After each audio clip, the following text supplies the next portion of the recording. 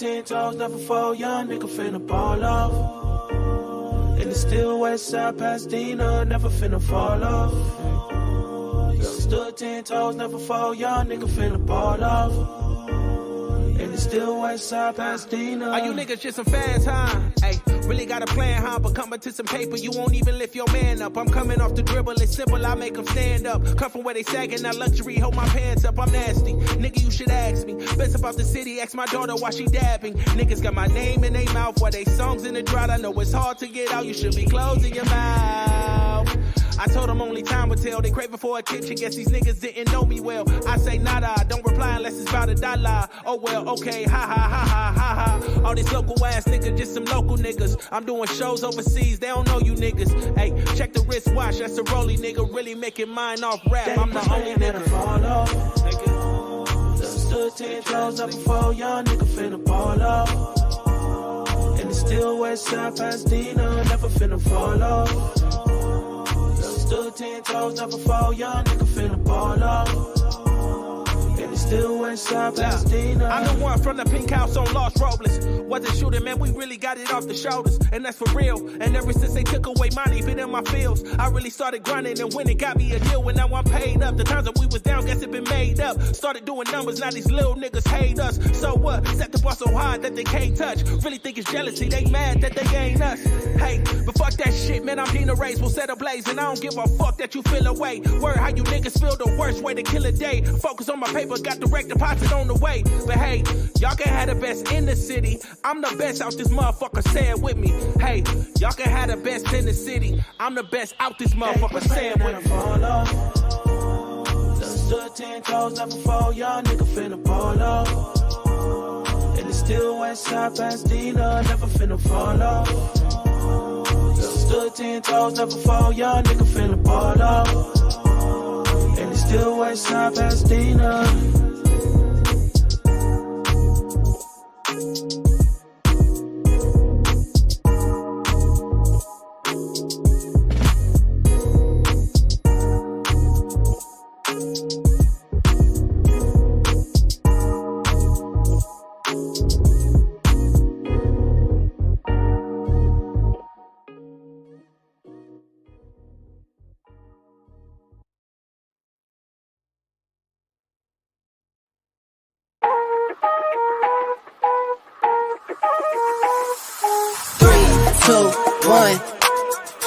Anywhere I'm at, turn the city up.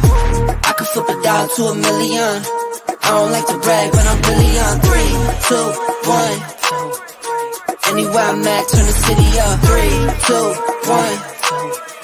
I don't like to brag, but I'm really on. It's a new day, days been new. Been a decade since I made it out of rental. We some owners, baby, we don't got no rent due. Might trick, but my wife, you like to trick too. Merry Christmas, hey Saint Nick. What we want get, we on wait list. How we got here doesn't make sense. Have patience, that'll make sense. 3, 2, 1.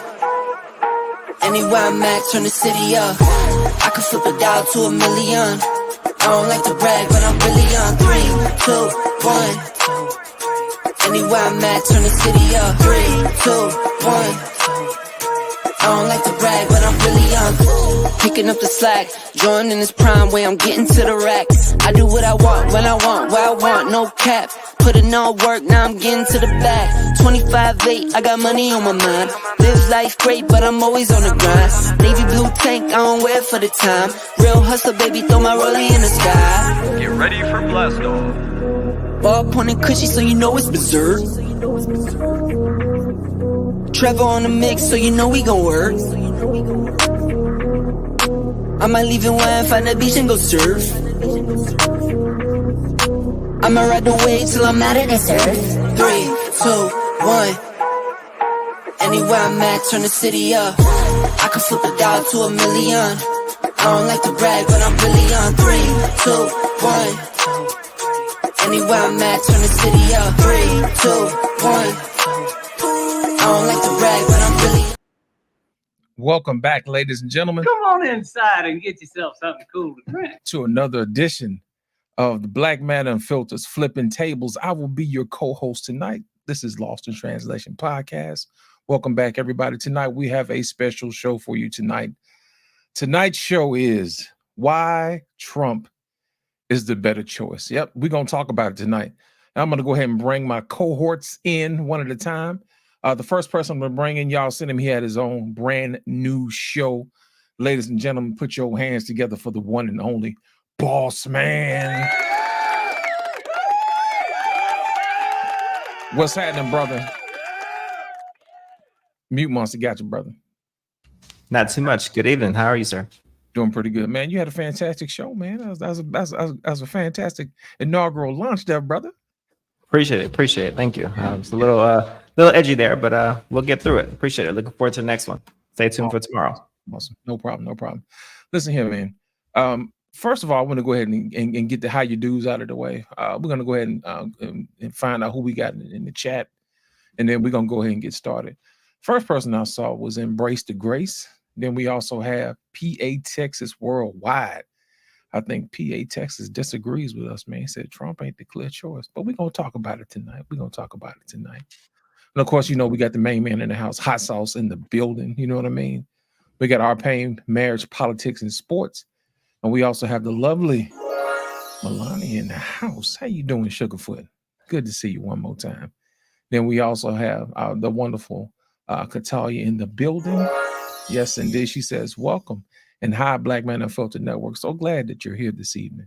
Hello. What else do we have in the house? Unapologetically, Lala in the building. How you doing, dog? Thank you for stopping by. And of course, you know, we got Boss Man in the building. You know what I'm saying? Say, hey. There's you. Who else do we have in the chat? I want to make sure we don't miss nobody. Oh, we even got the one and only Travel One. What's up, Travel One? And who else do we have? A-Team in the building. Yes, indeed, we do. And Anissa. Anissa, where you at? This is supposed to be your night. You know what I'm saying? You're supposed to be coming on up here, man, and defending your candidate. You know what I'm saying? But we're glad to have you here. You know, glad to have you here. And also who we have, King Libra in the house. And that's it so far. So we're going to go ahead and bring up our next cohort in the building. Y'all put your hands together. She just had a fire show, you know what I mean, the other day with Take Heed to the Message. Y'all, ladies and gentlemen, put your hands together for the one and only Embrace the Grace. Good evening, gentlemen. How you doing, Grace?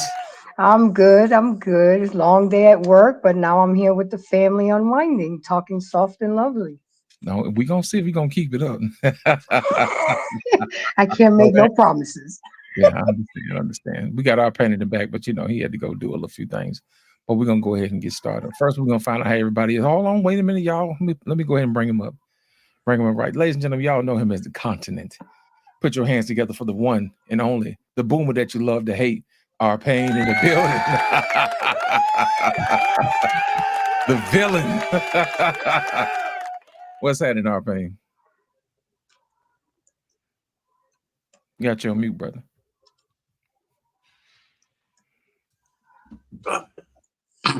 What's happening, everybody? Everything's good. Man, we're going to go ahead and get how you do's out the way, man. Our pain, how you feeling, man? Yeah, it's cool. It's cool. Everything's good. Good. Good to see. How's the family, man? Everybody's good? Everybody's cool. My oldest daughter was over here today. So, you know, she's catching up on the series From. Anybody who's not watching From is missing out. What is that all about? Oh man, From is it's a serious horror series. It's great. It's really, it's just these people get lost. These people get directed to a town that they can't escape from. And then the creatures come out at night and they got to find their way to, you know, defend the town, survive. And it's all kinds. It got some Lost vibes, got a lot of stuff to it. It's on season 3 now. The reason why I like it, they have a black man in charge, a black heterosexual man in charge of this. He's the sheriff. Is that the only qualifier? As far as I'm concerned, with all the you know booty munchers that I see on TV, you know, so yeah, booty munchers. Oh my God! You're so cute, Mr. Payne. I love it. And listen, you know what? To see a black man in charge, and he's you know he's going through his stuff, but he has a son, he had a wife, he had all these kind of things. You know, I can appreciate that the way program has been going. So that's what's up, man. So and he ain't got no pronouns, do he? You're a mister. You know what I'm saying? Yeah. That's right. Milk is his pronoun. No, but it's a really good story, man. The show writers are doing a great job. Season 3 just started, man. How can So the people? If the people it's ain't on got- MGM Network, and you can MGM get Network. it on Prime. Okay, cool. That'll work. That'll work. Grace, let's go ahead and start with you, darling. How's your week been? It's been good, guys. It's been kind of rough because I was in that hurricane. The roughest part about that situation was not hearing from my son for 6 hours, but he's good. You know, they did lose power because he's in Gainesville, Florida. I'm in Georgia. But then we had that biochemical plant burning, and it comes all the way over here. So it's a lot going on, guys, but I'm good. I'm safe. And all I can say to everybody out there is just stock up, because they've got 3 more hurricanes out there lingering. So, you know, just stay close to the news and stay informed. Awesome. And also, boss man, how goes it, sir? It goes well. Same old. Family dad here for the most part. Work finally tamped down into the fiscal year, so things are smoothing up here a little bit. My little terrorist, terrible twos. Okay, all right. He's every day he's speaking, trying to utter new words. We said okay, just yes, I think it was today or yesterday. So every other day he's coming up with new stuff and trying new things, climbing up new things. All right. So, but it's lovely. The family as well. We're doing all right over here. How about yourself? Awesome. That's what's up. Yeah, I'm How good. you Man. doing? I'm good, man. I've been trying to get some rest, man, because you know how we do it, man. We just keep going like the Energizer Bunny, and don't nobody ever check on the strong. So you know how that go. But for the most part, everything is good. So earlier you talked about the storms over there in Florida and North Carolina and Georgia and New York, places like that. We want to make sure we keep those folks in our prayers. I was watching some of the videos, and some of those people don't have nothing, man. Everything is just gone. I mean, no cell phone. So I think they have like one hotel up there in Asheville, North Carolina. I've been in Asheville before, and it's beautiful up there. It's mountains and valleys and everything. It's some of the best, some of God's best country, man, up there. And I really do wish those people good luck, man, out there. And hopefully we get enough people out there to get those folks taken care of so they can absolutely lit. And the worst thing apart is that 50 truckers woke up in the truck stop, and they slashed all their tires. And these were the trucks that were bringing supplies to North Carolina. So I'm telling you, it's getting. I'm telling you guys, I'm not trying to cause panic or chaos, but y'all really need to get it together, because they were trying to sabotage. Hey, there's the looting. It's real. They're not putting that on the news. They're distracting us with Diddy and other irrelevant things that doesn't really matter to what's going on in our lives not now, but right now. You know? Right. Lala was saying that that affected Tennessee too. I forgot to mention Tennessee because they had it bad too. They had a lot of bad flooding. North Carolina, South Carolina, Georgia, and Florida. So we want to make sure we keep those folks in our prayers. And if you guys can help out any kind of way, make sure you give to United Way or whoever else that you see fit, that those folks can get some aid some kind of way, because it's hard, man. Trying to live and not knowing where your next meal is going to come from. I saw a video where this lady was trapped and she didn't have any formula for a baby and all type of stuff, man. So we want to make sure we try to get to these folks as quickly as possible. I saw some of the waters receding, but those folks going to need some help after that. You know, and that's why leadership is so important. When we come in and we start talking about who's going to lead the country in chaos, you know what I'm saying? And speaking of chaos, we got one more member. Speaking of chaos, we got one more member. Y'all know her, y'all love her. She has a show, comes on every morning about 8 o'clock, 8:30, you know what I'm saying, or whenever she feel like it, because you know people want to have her on their show all the time. I saw you take heed, you know what I'm saying? So y'all put y'all hands together for the one and only Take Heed to the Message.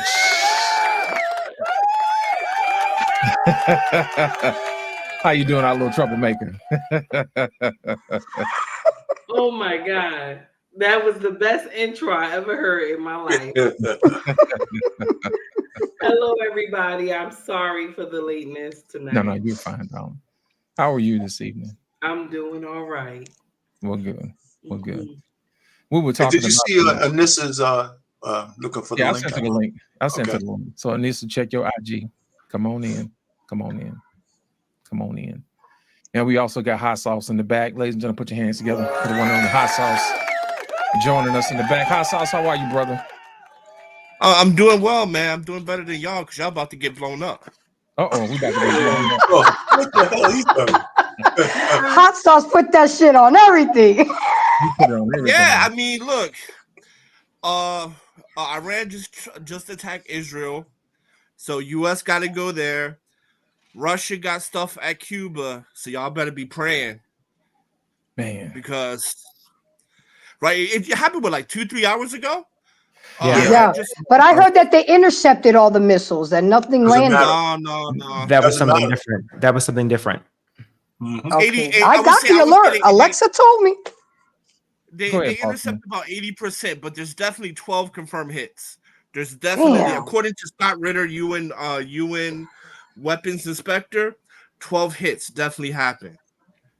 Wow. And Carmel, Mrs. Harris is about to win, right? And you know she's gonna go in there, and that's that. But she's not winning. First of all, she ain't the president. Let's get that straight. You know what I'm saying? Yep, she's not the president right now. Nope. Yeah, she most likely gonna win. She's gonna win. Don't speak that into existence, sir. She's trolling there, Victor. I have a strong inkling feeling based on something that I saw that I cannot. I won't go down a rabbit hole, but I have a strong inkling feeling that she's gonna win. But I don't think it doesn't matter. Doesn't matter who's president. We ain't getting out of this. No, doesn't matter. no. When it comes to Israel, there's no daylight between anybody. Yeah, doesn't matter who. That's right. That's what we're here to talk about tonight, y'all. We're here to talk about leadership. And the title of the show is Why Donald Trump is the better choice, you know. And I look around, man, we see, wars, we see people starving, we got natural disasters. This is not a beauty contest, you know what I'm saying, when it comes to taking care of your country. So I want to make sure that we talk about this tonight in a way that we can talk about this peacefully. You know what I mean? I want to make sure everybody's all sides are talked about. We're going to measure it and put it on the table.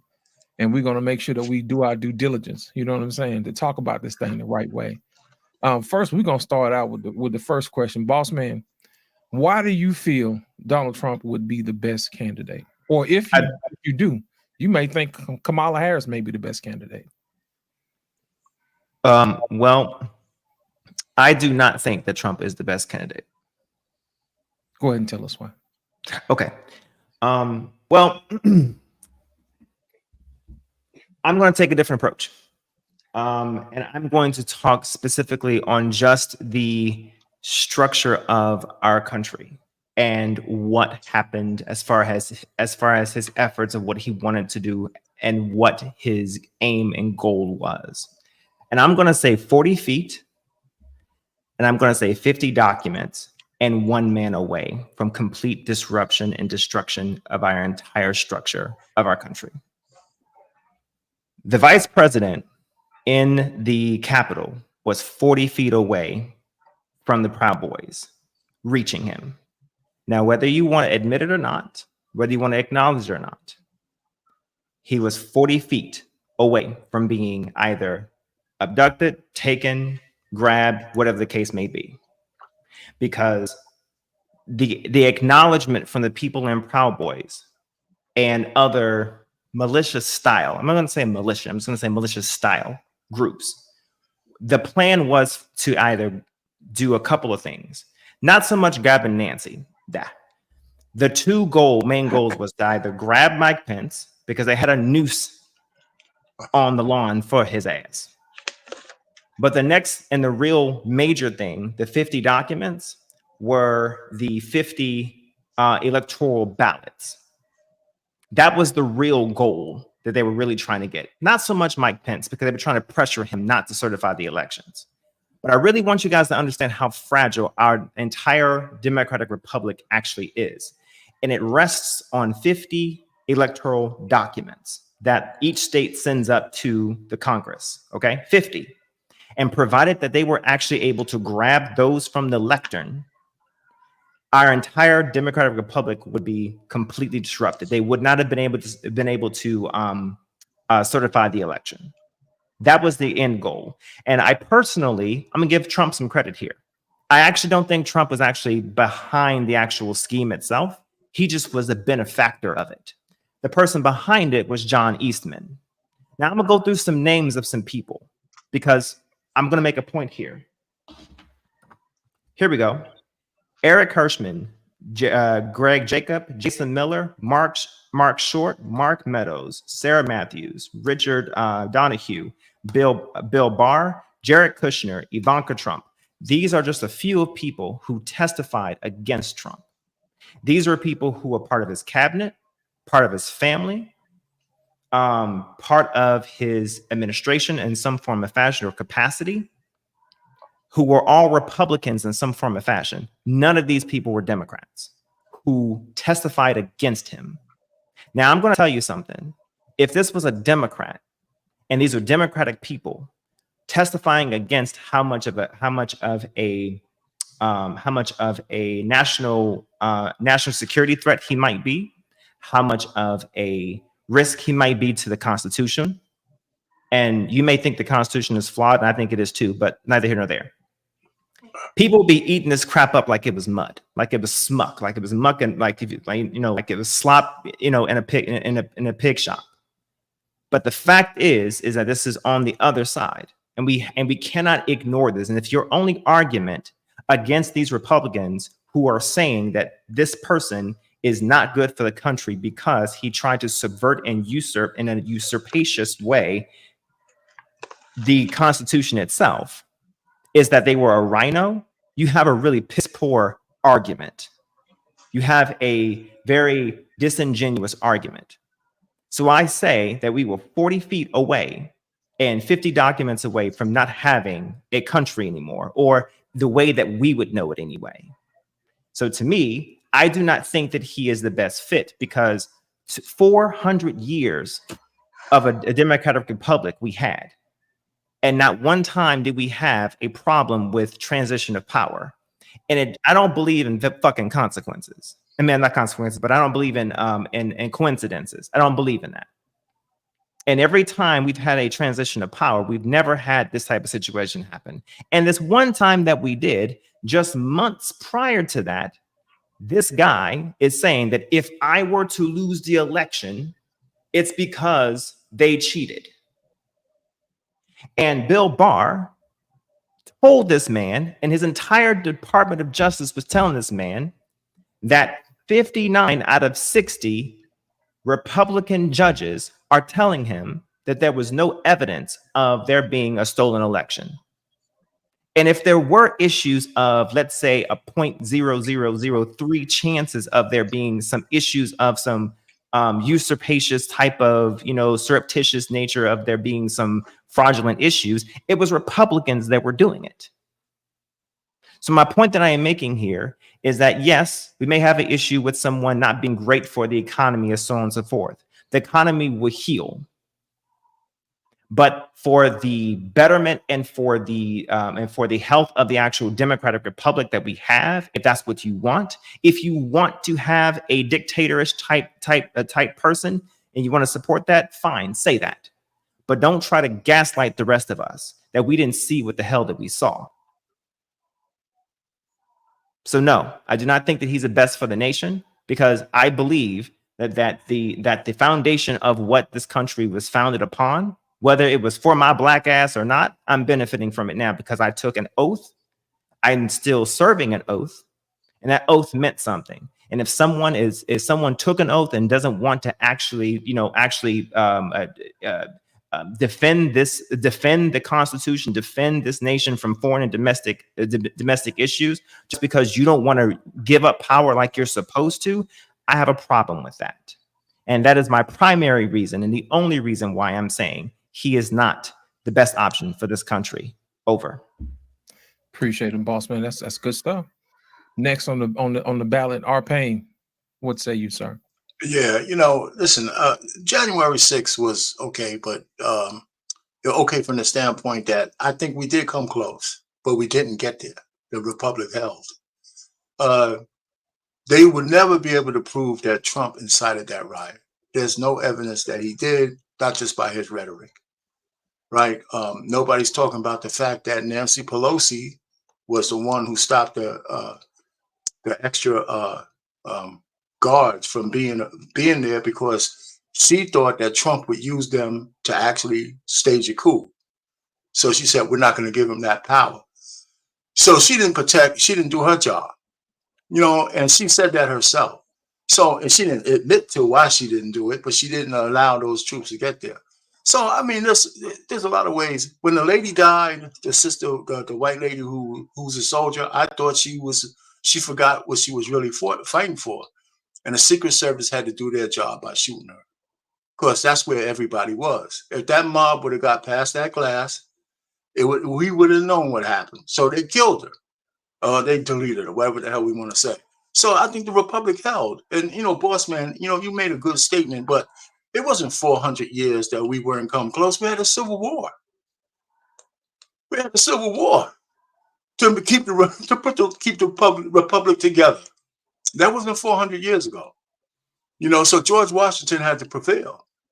So the point really is, we had all kinds of, in the 60s, we had all kinds of assassinations. The Republic held.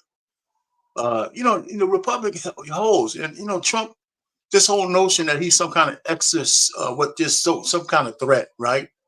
Existential, whatever the hell it is, the word they kind of say, threat is just a hyperbole.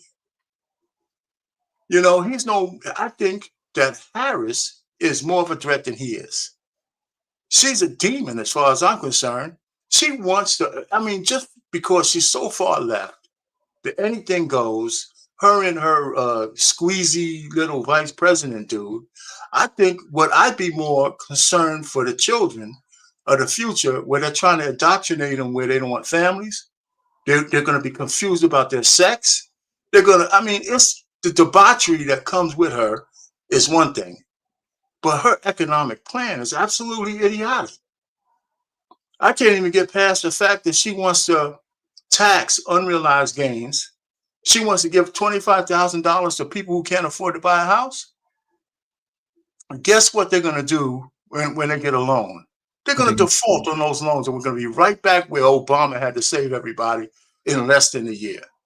Her plans are just idiotic. Not to mention, she wants taxpayers to pay for people who want to get their balls cut off and women who want to, get their breasts taken off if they're illegal immigrants and prisoners.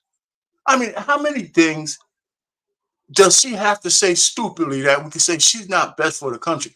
And now we're going into war. We want that woman to send your sons to war? A woman who probably doesn't even give a shit about men. From that standpoint, there's no way she's better.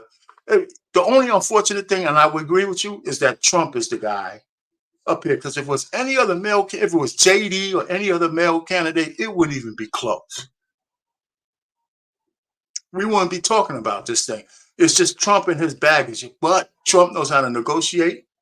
He did a good job. And to me, he did a good job. COVID was the only thing that kept him from getting a second term. If you ask me, that's it. And nobody did good. Some of the Republican governors did better with COVID. But in terms of our infrastructure, our government did a really bad job with COVID. They lied to us. They had misinformation. They did all kinds of crappy things. So, I'll just leave it there. But there's no way that Kamala is better than Trump. And it just happens to be Trump. And he's just not a saint. We don't need a saint. We need somebody who's standing on 2 feet. And that's what we need more than some giggling, cackling hen. So I'll leave it there. Our pain said we don't need a saint. We need a monster. And I think Trump is a monster for these times. You know what I'm saying? Take heed. What say you, darling? Because I saw where you had a video about Candace exposing some heritage issues with Miss Harris. And there were some things that she brought up that was concerning. You know what I mean? And to the least to say. And she talked about socialists getting into this country and establishing themselves subversively to spring the trap on us later on. So I know you talked about it a little bit. So what say you about this particular situation, Trump or Harris? Because I know where you stand. So I don't care for either one of them, but my king keep telling me when I listen to your content, it sounds like you're leaning more towards Trump. And I told him no. He said, no, your content sounds like you're leaning more towards Trump because all the things that he says, you agree with a lot of the stuff that he says. Because when you hear Kamala talk about prisoners can get sex changes, that even the migrants can get sex changes, and it's all on the taxpayer dime. Our children, if they turn around and say they want to be a boy today or they want to be a girl today, and that's not their birth, that they're able to do it. So we have a lot of questions here. Yes, Kamala, education-wise, her background-wise, her resume, she would be an excellent president. Okay? Her background-wise, her education, yes, she would be an excellent president. But when you get down to the nitty-gritty of what she is, it sounds like a whole demon. Because you want men to be able to change into women. You want women to be able to change into men. You know what I'm saying? You're going to push an agenda where even farther than Roe, that you can have a deletion. And I don't think we're all putting it together because we can't stand Trump. So we rather take someone who can't even tell us what she's really going to do. The first thing when you ask her, oh, what are you going to do about the economy? She comes up and says, well, my mother, my sister, we lived on top of so-and-so, and my mom struggled to buy a house. How many times do you have to hear that? How many times do you have to hear that? That doesn't make sense to me. And that's not what we're asking. We're asking, what are you going to do with the economy? My problem is that the longshoremen has striked. They striked. They haven't striked since 1977. And so now we're not doing anything about that. Nobody went to talk to Port Authority or nothing. Mind you, yes, this is an entity, but these people bring in everything we need in this bitch. So why are we not talking? Why are we not in there trying to figure out something? No, we're doing photos, photo shots and photo shoots, and we're doing, we're going to go talk to podcasters and this and that. We all know Sleepy Joe ain't doing nothing. We all know he relaxing somewhere. The last time they got something on him, he was talking about we gave them enough. How do you say you gave hurricane victims enough when you should have got up there and said, we're going to do our best and whatever these governors need, we're going to supply it. That's it. That's it. You didn't have to say, oh, no, we can't do no more. We have done enough. And this is the problem. But you give Ukraine about I think it was 8 billion or something. You give Ukraine about 8 billion. And then this is another thing too. We just ignore everything the small hat people do. Okay? We ignore everything the small hat people do. What the fuck is that? That does not make sense. Okay? You got one bullshit across the across the way, and then you start fucking with somebody else. What kind of nonsense? And we are proxying every motherfucking thing. You know, taxpayer money. The thing is, and this is the uncomfortable truth that nobody wants to say, but the small hat people and these other people, they related.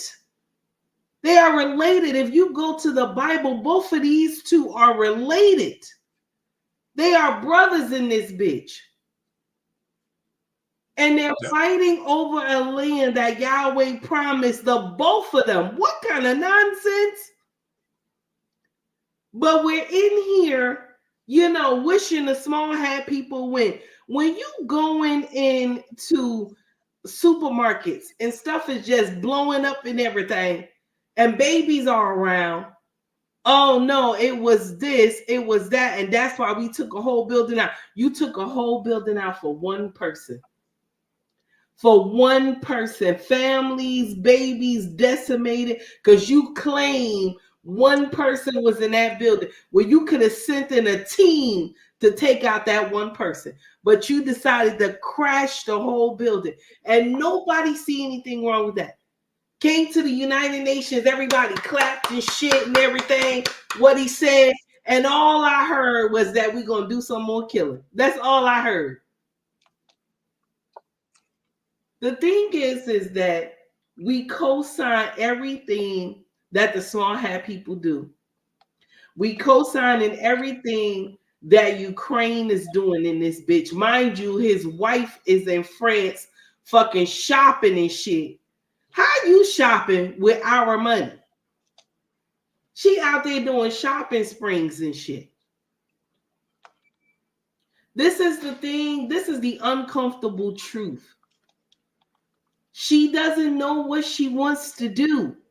She giving us all types of word salad, and they gonna walk all over her. And the small hat people gonna do the same thing that they doing to Biden right now. They gonna do the same thing. But with Trump, he has a cutoff period. And this is the thing.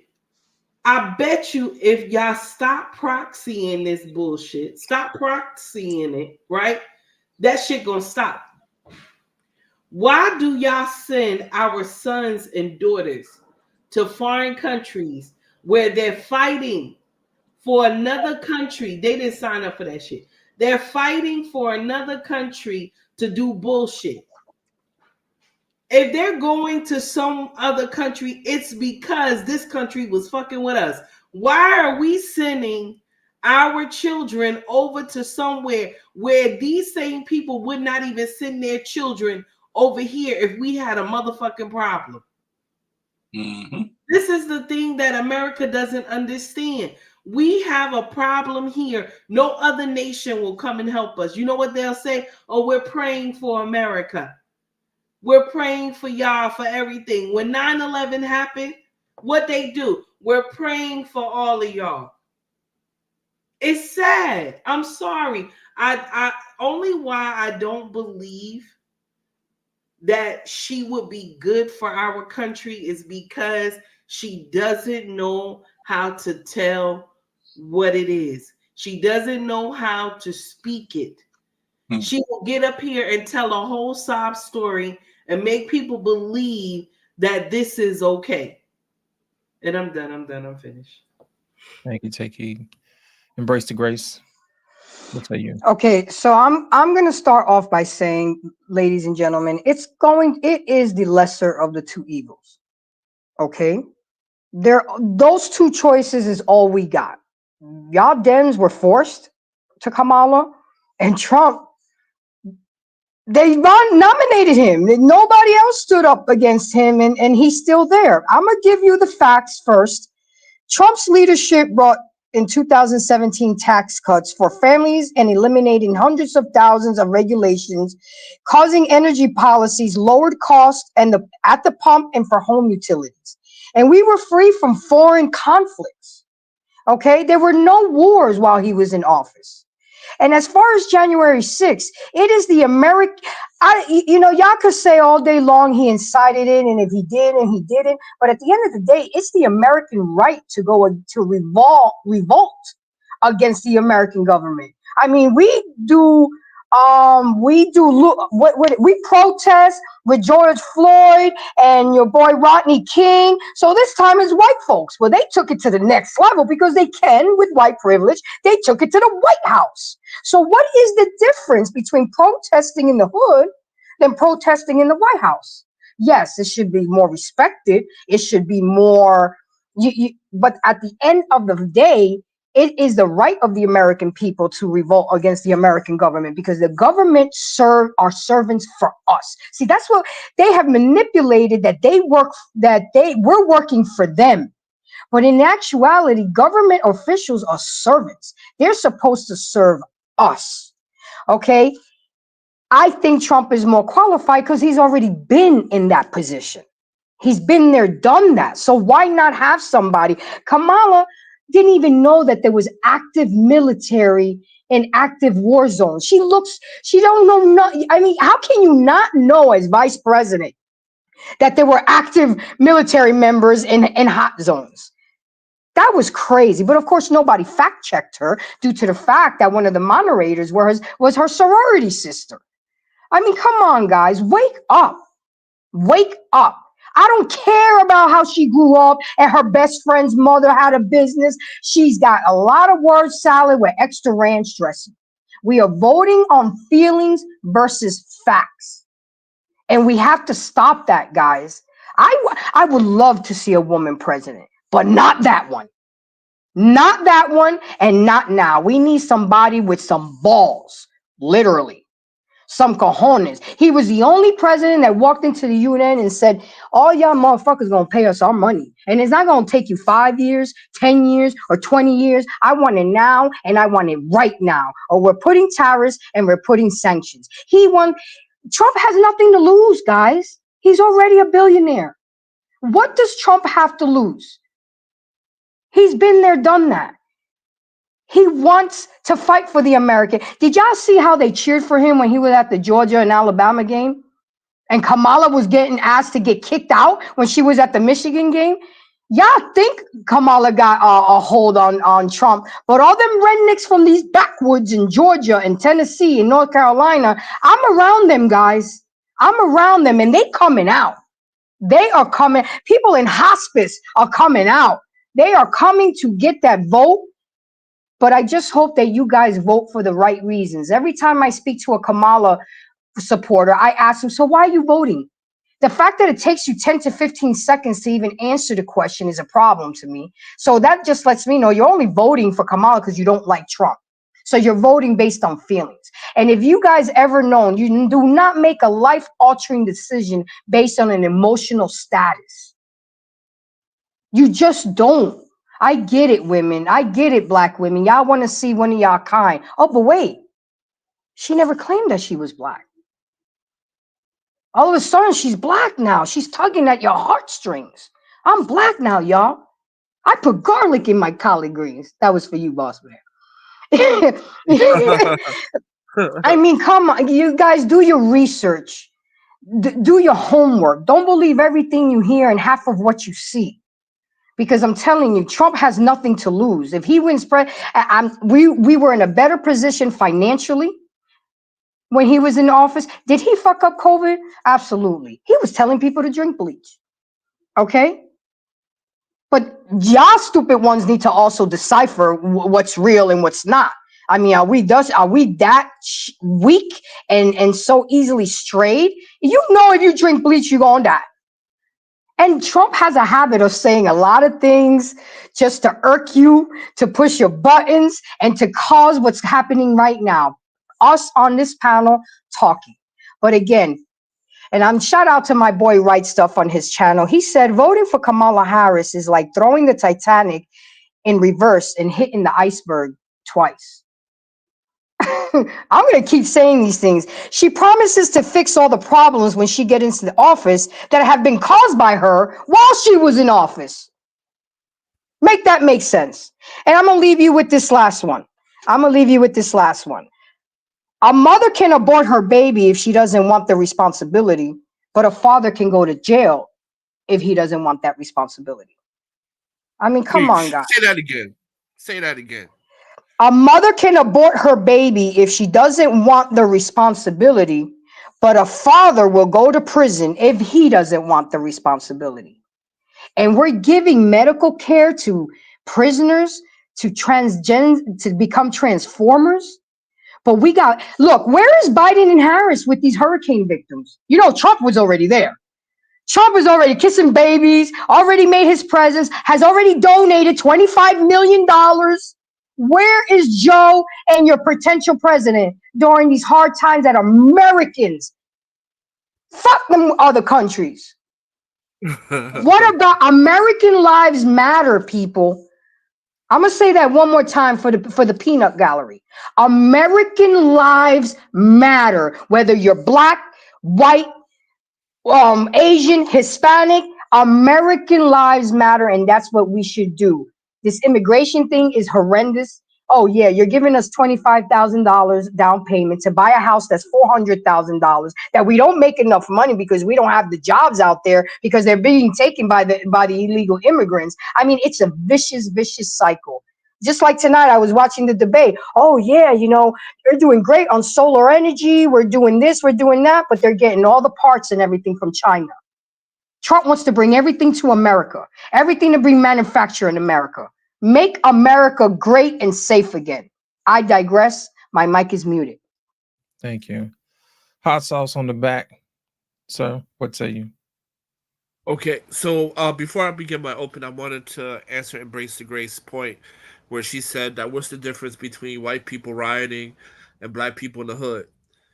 White people didn't fuck up their shit. So maybe next time when we riot, we learn from them and go do that somewhere else.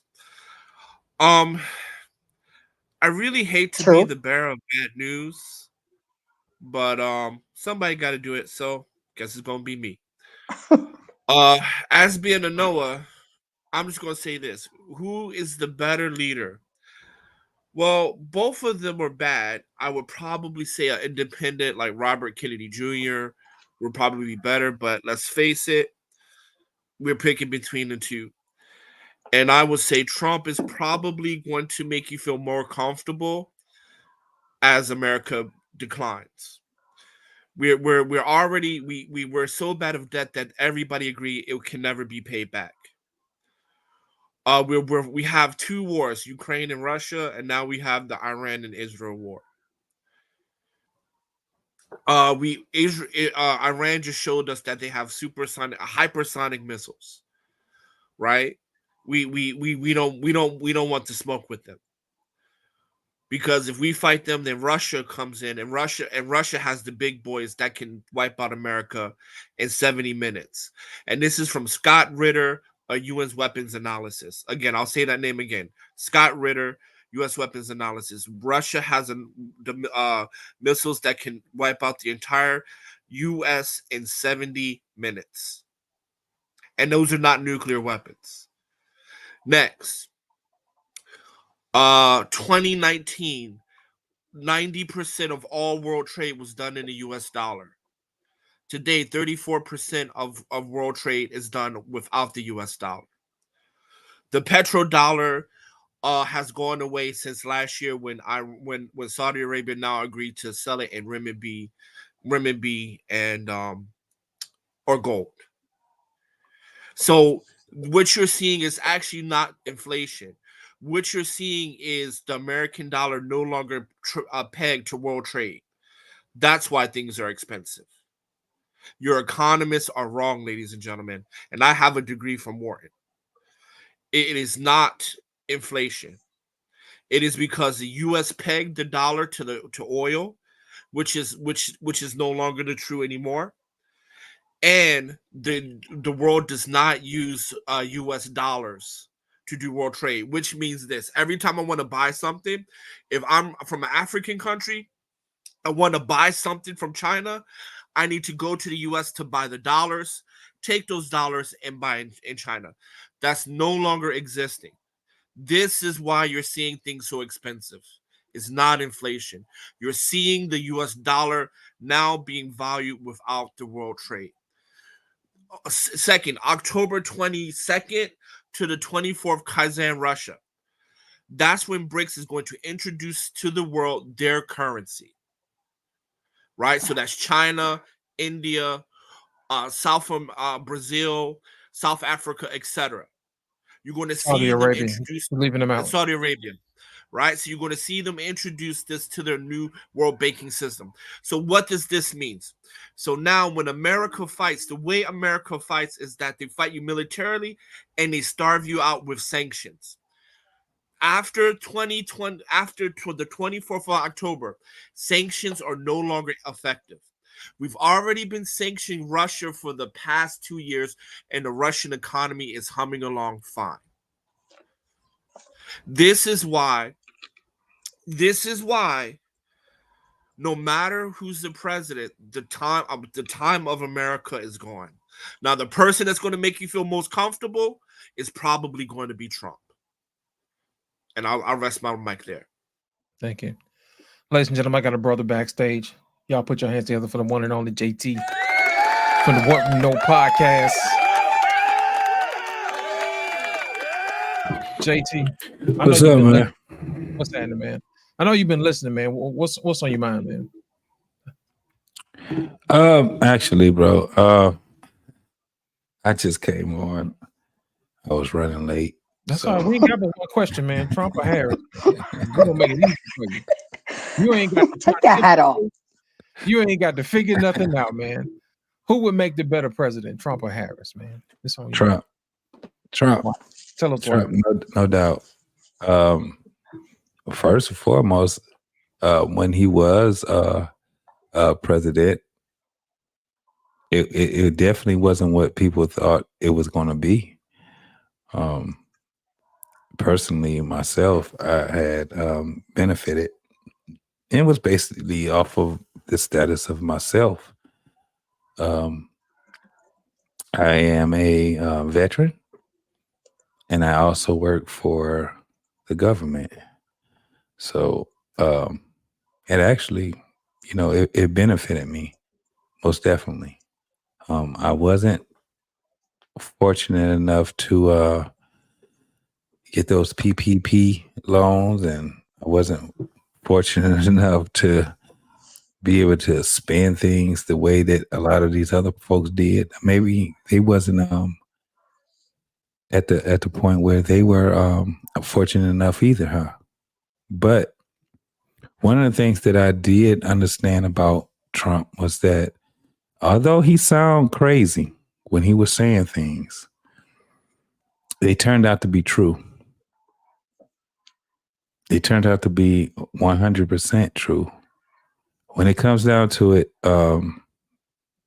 if we're looking at him and Kamala, we've already seen that she hasn't did anything, because she's also in the office too, people.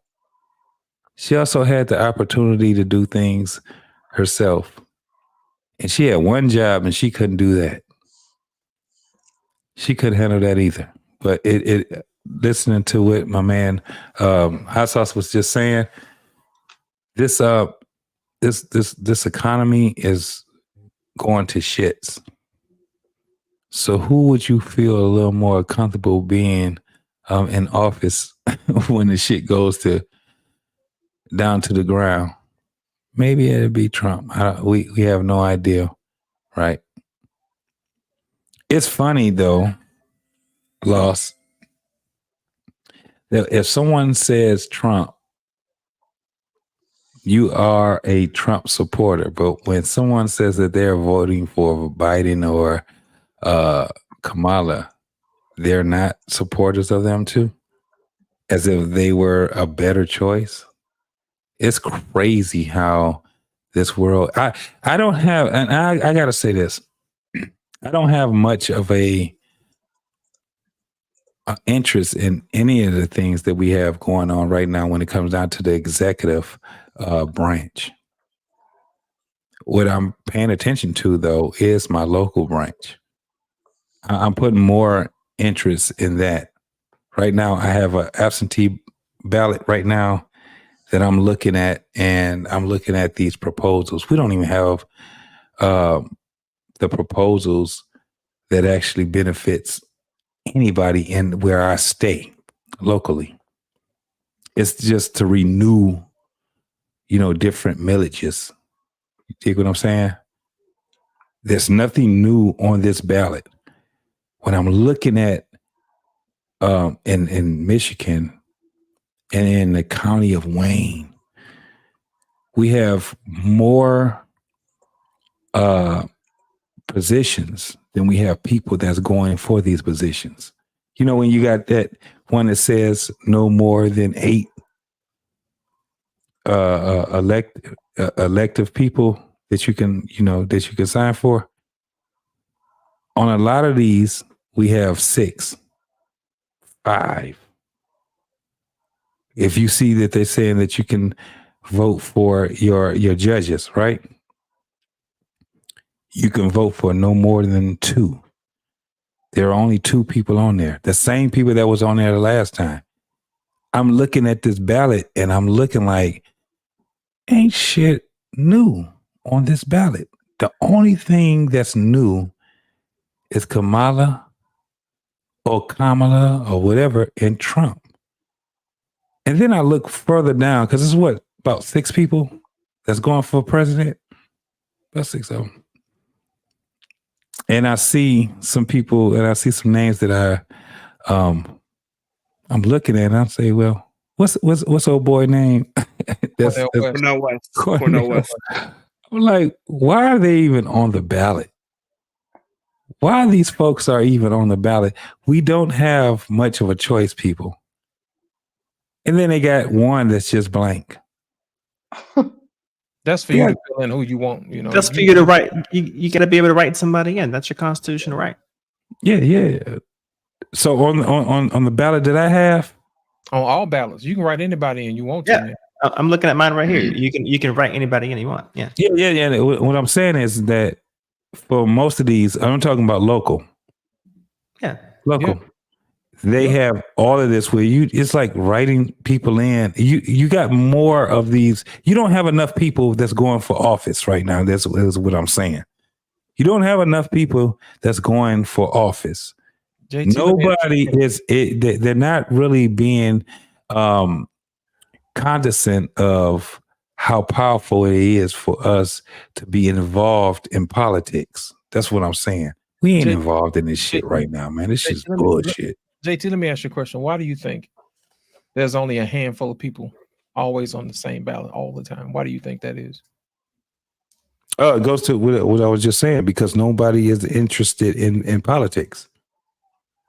You don't have people that's really interested in being the forefront of politics right now. Nah. You have a lot of people that's involved. Now, it could be something else. Of course, it will be something else, but that's one of the problems that we have right now. We don't have enough people that's involved in being in politics.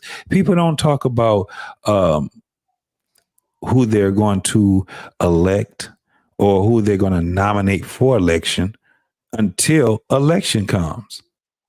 It's too late. You got 4 years, and in most cases, you have 2 years. And nobody is being proactive in it. When I look at the city council in Detroit, guess what? You got the same people. You have nobody that's out here trying to make a difference. You got the same damn people that you had the last 2 years, 4 years. Same damn people. Ain't nobody really involved in politics like we think they are, bro. This shit only comes up during election time. That's it. And I think that's a big problem that we have right now. Nobody wants to be the one that say, "I'll make the difference." I'll make the difference. You don't have people saying that. I'll make the fucking difference. You got a very few selective people that's saying, "I'll make the difference." Because if we did, I guarantee, if we had enough people let's say if we had 50% of the people that were in America that were involved in politics like they say they were, I guarantee we would not have a Republican and Democrat. Not if you had enough people being involved, because they'd be like, this all bullshit, right? And then they'd say, I'll make a difference. We just ain't got enough people to do that right now.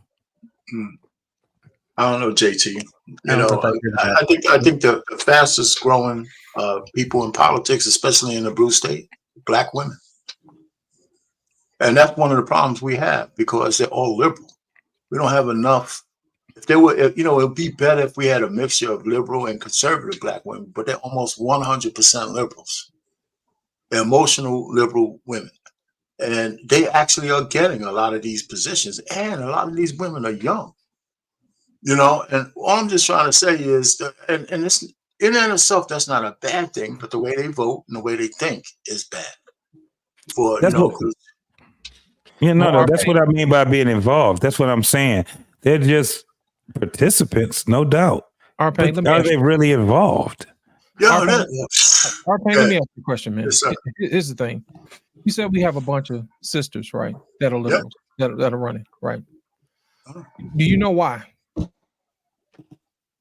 That's I just think it's just part of the upward mobility. I think it's a natural momentum because of leadership. I mean, a lot of women crave leadership. They crave being in control for a lot of things. They're also taking over corporate areas and all that kind of stuff. Not just Black women with white women there, but I just think it's a control point. A lot of women are control freaks. They just are. And how you can get control is by getting office. That's why. And let me just say this before, and maybe I'm not answering your question.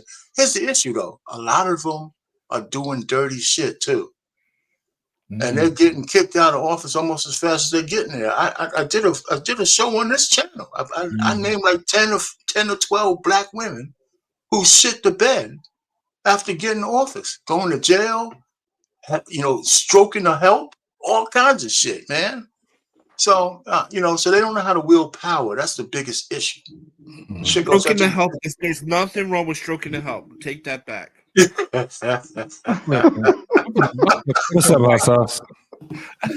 I'll cut your mic off, hot sauce. Yeah, I don't know if I answered your question, but No. Here's the reason why I say that is because we as a people, we play one note. You know what I'm saying? We don't understand politics from both sides of politics. What we do is we get what we've been fed, and we don't look and see what the other side is doing. We don't understand exactly what the other side is about because we refuse to, because of what we've been fed. We're scared. If I go over there with them Republicans, they're gonna turn me into a racist, or I'm gonna sell my people out and all this other stuff. When all you got to do is do a little bit of digging and a little bit of history, man. You know what I mean? You got to start asking yourself the question, what does it mean to be a liberal? What does it mean to be a conservative? In order for you to solve the problem, you have to solve from both ends of the equation. And you know what? The real reason why we keep getting screwed is because we're on the wrong side of the equal sign, because we don't do our homework. We don't show our work. That's the problem. And we're afraid to figure out exactly what's on the other end of the equation.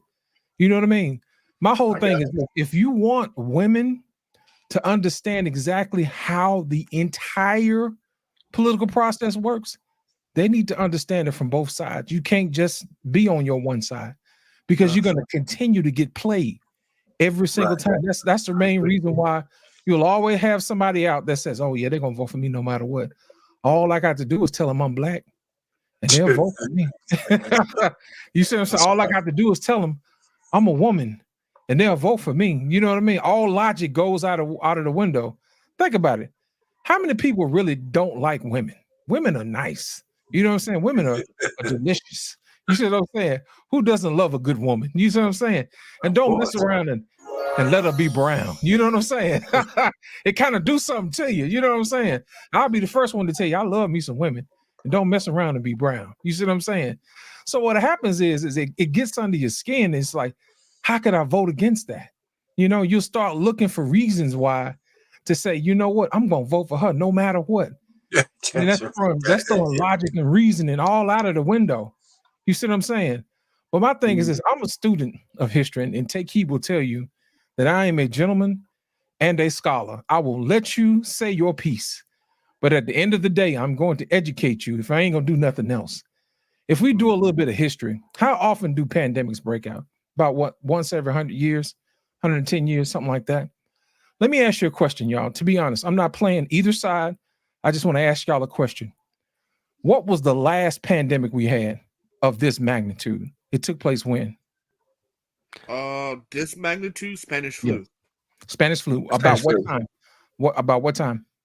Early 1900s. Late 1900s. Okay. Or early 1900s. Early Okay? 1900s. Yeah. Early. All right, great. Let me ask you. I'm going to ask you two questions. Okay. Number one, who controlled our money? At that time? Yes. Oh. Who controlled the money, or who controlled our money? The UK? No. It would. No, America wasn't in power yet. It was No. still No. It was still the Federal Reserve at the point in time. No, there was no Federal Reserve. There was no before the Federal Federal Reserve at Reserve. the time. Okay, so then that was the greenback. It was the we had our own money. Gold standard. It was Right. We had our own money. Gold standard. Yeah, gold Right, standard. right. We had our own money, right? Okay. Now, what happened right around that time? Great Depression, everything else, right? Right. Great Depression. So Lincoln's in assassination, right? 1926 Christmas, banks got together and decided to change legal tender from gold back to You're jumping ahead. You're jumping ahead. I'm taking you slow for a reason. I'm taking you slow because we got people in here who probably ain't heard this before. What's the New Deal? No. You're taking me too fast. Now, we were in control of our money, right? We had no debt. Yeah. You know what I mean? My thing is this. What happened also around that time? What, the Titanic sank, right? Titanic sank, Great Yep, Depression. and there were 4 elite billionaires on that ship. Families, Right. Now, which president says, do not give our power to a central bank? Who was that? I'll give you 10. That was Lincoln. No, it wasn't. No. Was that J.P. Morgan? His name starts with an H. Him. Eisenhower. No. He said Herbert Hoover. No, y'all too early, man. Last name starts with H. Alexander who? Oh, Hamilton. No. Hamilton. Oh, I should have just said it. I almost said it. Don't give your money to no central bank. Okay. Right. Now, let's bring this thing forward. Okay. Now, I'm pretty sure y'all heard of the story about Jekyll Island, right? How a lot of these major banks got together and they created Christmas. Right. They created 1926. Jekyll Island in Georgia, right? Jekyll Island, South Carolina. South Carolina, yeah. All right, now. Yeah. Now, follow me now, okay? We had a Federal Reserve. Now we have to borrow money from these people, print our money, blah, blah, blah, blah, blah, okay? Fast forward to 2024. Anytime you have a situation where they're getting ready to change the money over or who's in power, people are going to do weird things. They're going to start wars. They're going to do all type of stuff to usurp whoever's money is in charge. Okay. They're going to do all type of weird stuff. They're going to say, hey, look, this is the UN. This is the WHO. You know what I'm saying? We're going to sit up here and we're going to have you guys sign off on this and you give up your country's sovereignty. You know what I mean? For security. The last time we gave up our sovereignty for security, we got a Federal Reserve Bank. Now, what happens is when the WHO comes in and says, hey, look, whenever there's a pandemic or whenever there's a crisis, you know, you have to give up all of that control, and the WHO and the UN takes over. You giving up your country's sovereignty. What did Ben Franklin say? Those who give up their security for what? Freedom deserve neither. You see what I'm saying? That's exactly what's happening right now. It's the long game that's being played out. What you're watching is a longer game that's being played out over time, What they do, they distract you with all of these little individual things, but step by step by step, they're moving that thing forward because you have other people that are in control. So what they do is they devalue your currency, tell you it is worthless, and we have something better waiting for you. Okay. Now, the reason why I ask that is that anytime you see one particular person who goes against the system, as a Chinese proverb says, the nail that sticks out gets hammered. I remember JT said the reason why we don't have a lot of people in politics is because anytime somebody stands up and bucks a system, either they get assassinated or they get shot at. You know what I'm saying? Think about it. Anybody who stands up for something that's right, they get shot at or they get eliminated. You see what I'm saying? That's not a coincidence, y'all. So what I'm trying to tell you is I want y'all to be able to spot the con before it happens. That's all I'm saying. I want you to be able to catch the con in real time. Think about it. I don't know if y'all ever seen this before. Oprah Winfrey and Dave Chappelle had an interview. And this was right when Dave Chappelle got back from Africa. You remember when Dave Chappelle went off and it was like he's losing his mind. Dave Chappelle told that story. He said, by the time he said, look, you're going to take this $50 million, which he's probably owed more than that, and say, hey, look, you're going to take this $50 million. We're going to take your project and do whatever it is we want to do with it. You're going to do what we tell you to do. And Dave was like, I ain't taking the money. He said, if you don't take this money, by the time you get on that airplane, by the time you land, everybody's going to know you smoke crack and you crazy. And that's when he went to Africa. He came back and told Oprah that same story. So I say that to say this. The people who control the story and the narrative, you really can't believe them because they're going to tell you what they want you to believe anyway. That is the power of propaganda. My mission for y'all today is to think for yourself. I don't want to be able to sit here and tell you who to vote for. I want you to think for yourself. Did you hear what I said? My whole thing is this. You have to think beyond what people are giving you. That is the whole art of the con. My whole thing is this. If it happened 100 years ago, and then all of a sudden the money's about to get ready to change, and they wheel out another pandemic, and then there's rumors of another one getting ready to get loaded pretty soon.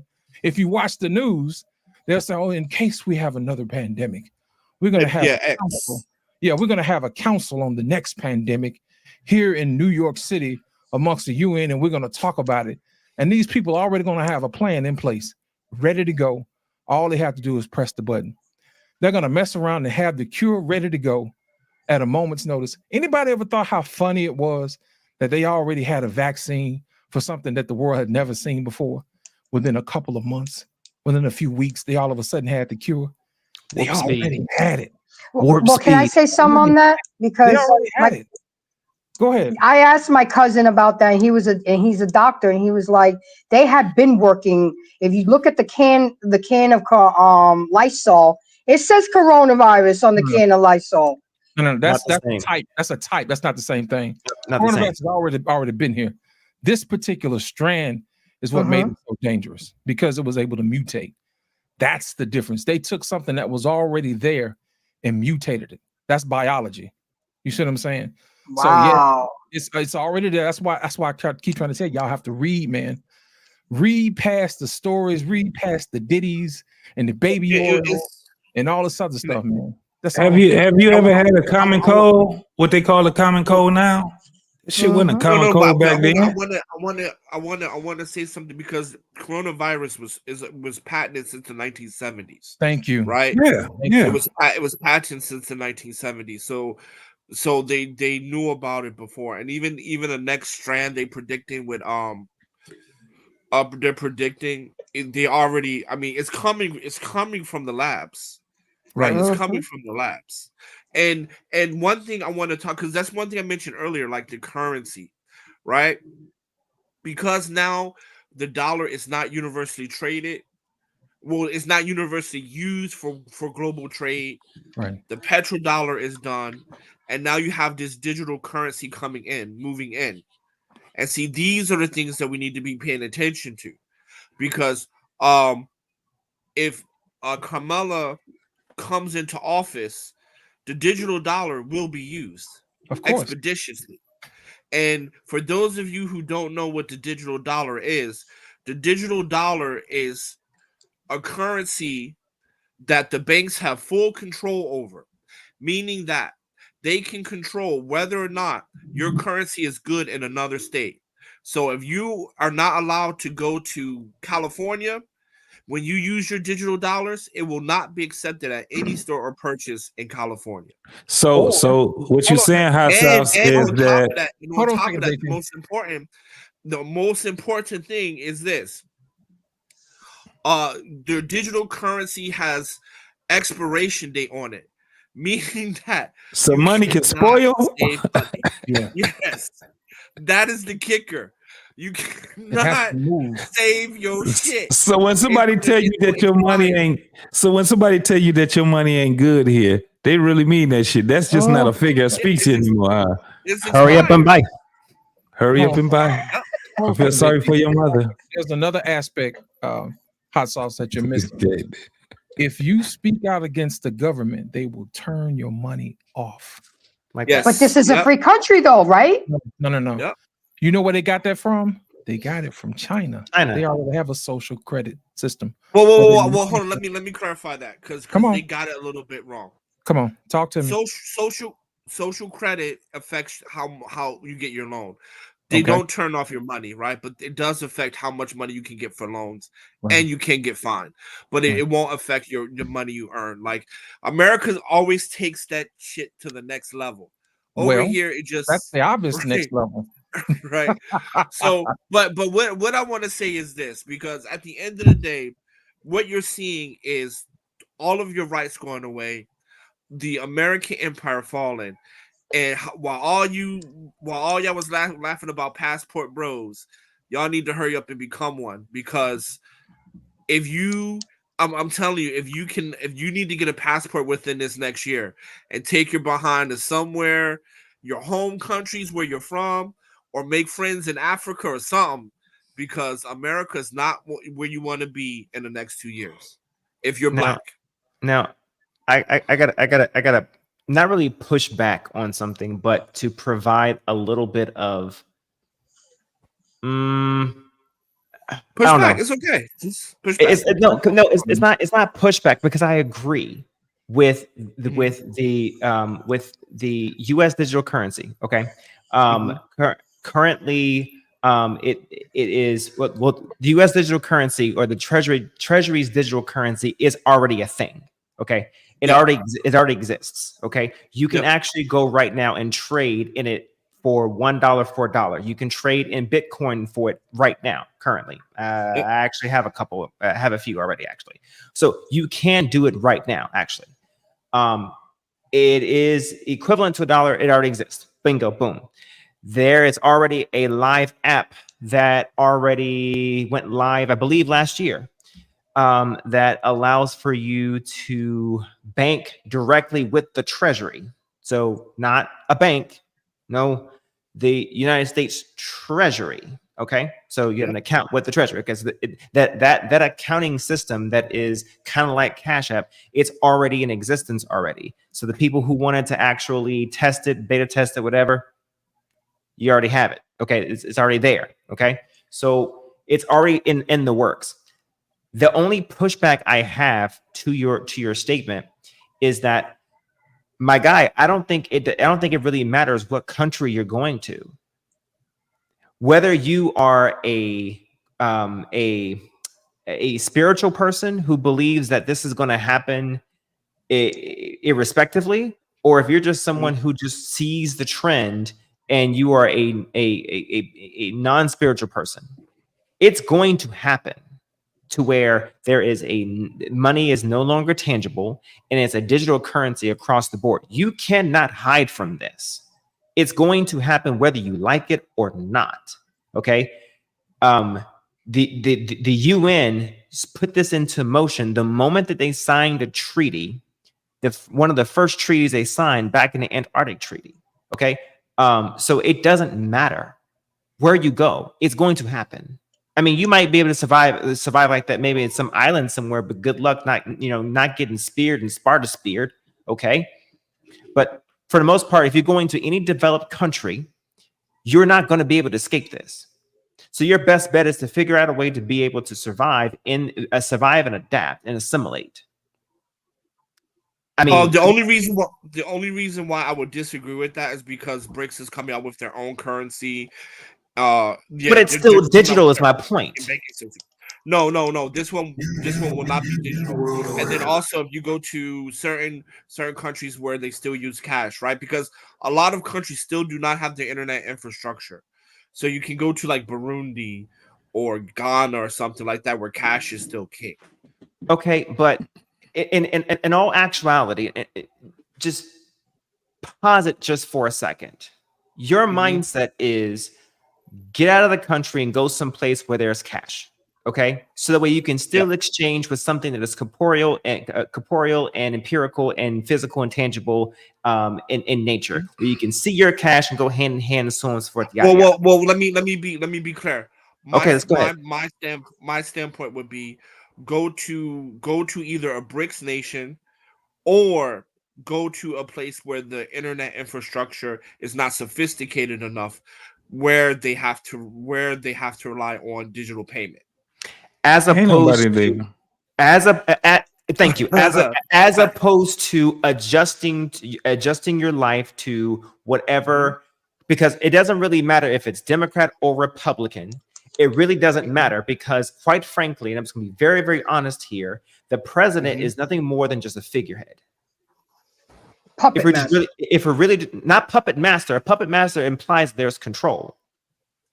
I said figurehead, meaning that's being controlled. They need somebody to blame, basically. They need someone to blame and someone to turn to. Okay, no different than the 400 and some odd members that are in Congress. They have been long since bought and paid for. Let's not get that twisted. Because the point that I'm making here is that you, and this goes back to JT's point that I'm going to tie all this together, is that the reason why you only see certain small filtered number of people that are actually even selected to go on this little ballot right here is because they are selected for you by the people who have the money to be able to gamble and pay to play. The same people that you're able to invest into in the stock market. Okay, Blackstone, for instance. Okay, these type of people have the ability to select who you're able to actually think you have the option to be able to vote for. Okay, so for the most part, and it goes higher than that, but for the most part, it doesn't really matter if this country is going to be going, because you got to understand. Let's go back to Lost point. Actually, no, I'm sorry, not Lost. Take Heed's point earlier about why are we giving money to other nations so much and not collecting our resources here. I have long since stopped getting upset about how much money we are pushing to other countries so much, because I have grown to understand what is America's place globally. What is America's purpose globally? Globally, our job is to provide the military might for the world. No other country matches our military might. BlackRock, thank you, Lost in Translation, appreciate it. Yeah. That's our purpose. That's our function. That's it. They say that we are the richest country in the world. We're only richest country in the country because we produce as much as we do. But the financial might of the world is actually in England. Right, UK. Right, we're the hammer to the UK. Right, we're the hammer to the crown. Yes, thank you. Thank you, hot sauce. And who is the religious front of the world? The Pope. The Pope.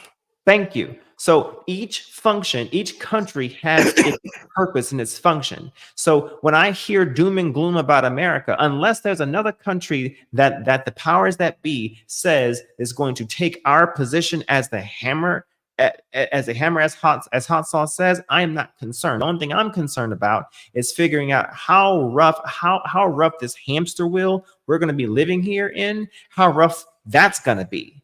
Because for the most part, we're basically the hamster wheel that keeps this tank that we are to the world going. We are in this perpetual tank that all our job is basically is to provide ammo and ammunition and boots on the ground and money and resources to the entire world. Over. Well, I'll just say this really quickly, and I'll pass the mic.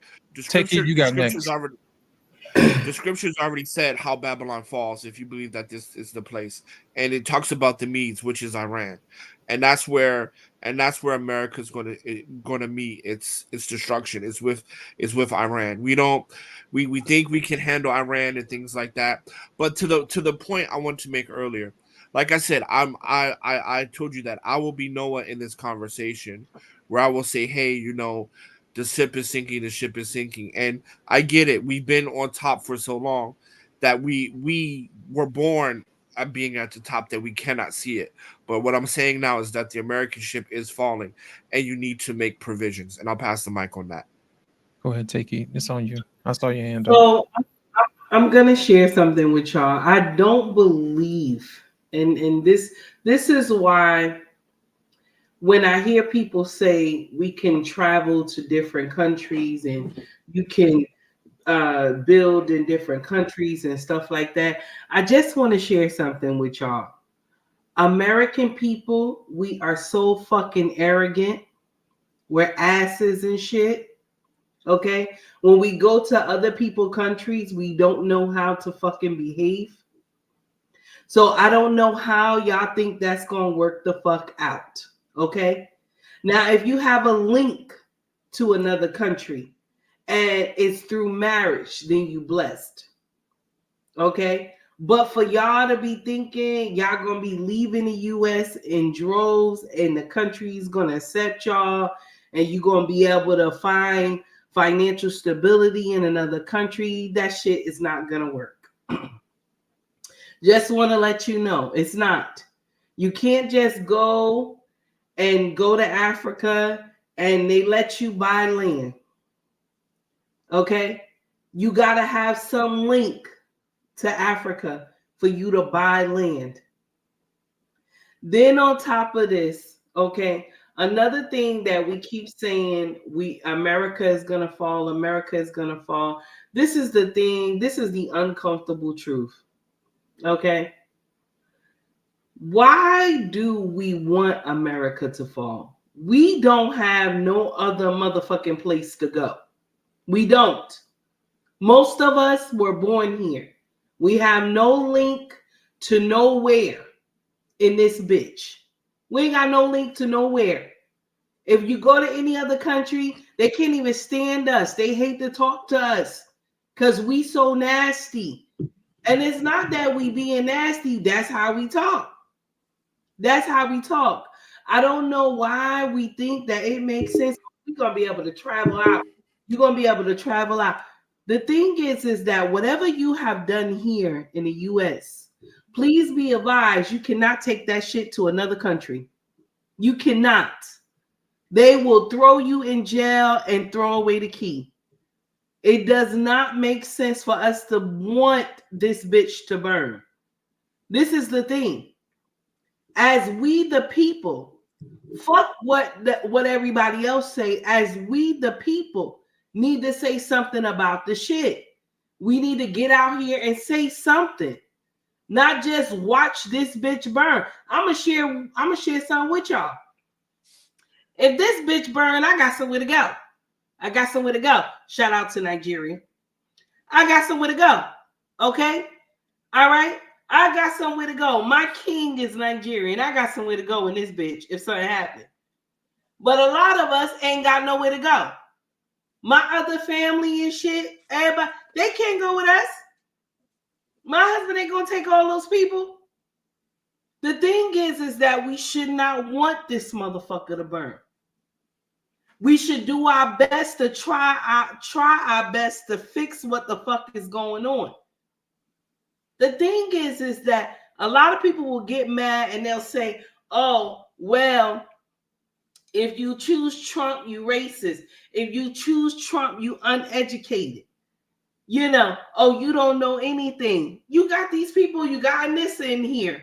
Anissa was talking about, oh, if you choose Trump, you uneducated. Mind you, and you're choosing, mind you, you sitting up here, you want to choose Kamala for a same woman who can't have children. She would rather delete babies, okay? Rather change men into women and women into men and use our tax dollars to do the shit. Nobody is talking about that ancient God that they always say, what they call that God? I forgot the name or something. They call this God Boba Fett. Okay, so this is the thing. They all trying to mimic this old natural order or some nonsense. Because why would you want, okay, why would you want a nation to turn itself into something that God did not design? That does not make sense. And nobody should vote for somebody that will get up and say it's okay for a man to change himself into a woman and a woman to change herself into a man. You know what, Lost, when you get a chance, scroll down. She said that. Scroll down and find it, because she said that. I understand. But this is the thing that irks me, is that we sitting up here, we want this shit to burn. I'm sharing with you right now. No other motherfucking nation wants y'all. I'm sorry. That's the truth. Y'all nasty, you rude, you don't know how to talk to nobody. Y'all tell people fuck you, all that. Ain't nobody want y'all ass. Y'all gonna have to stay the fuck right here. That's what it is. And that's the uncomfortable truth. And I'm done. You know what? So can I reply to that after whoever wants to go next? Hold on a second. Hold on a second. I want to touch on what Take Heed said a minute ago. We can no longer afford to run. I'm going to tell you the reason why. Number one, if you're planning on leaving the country and you're using US dollars to convert to something else, it's not going to be worth anything. So that's the main reason why you can diversify, but you still have to go through the system to change your money. That's what Jesus says, beware of the money changes. You see what I'm saying? Even Jesus knew, you know. Not only that, America is the only person who reaches out to help anybody else out. I don't see Russia going out to help folks. I don't see Canada going out helping folks. I don't see Russia going out helping folks. It's always America. So if America falls, who's coming to save us? Nobody. There's a time and a place for everything. But now is not the time to run. Now is the time to fight. We don't have time. So if you're thinking that you're going to take your money and go somewhere else, you know what they're going to tell you? Your money is no good here. You get nothing. You lose. Good day. So Come on, I JT. would love to respond if I could. I would love to respond. Go ahead, Househouse. JT, you got next. All right. Well, first and foremost, there's all types of investment programs that Americans benefit from to either get permanent residency or even citizenship at. I've been abroad for 21 years. I went to a country with $700 in my pocket. And I've been going for 21 years. So I'm speaking from experience.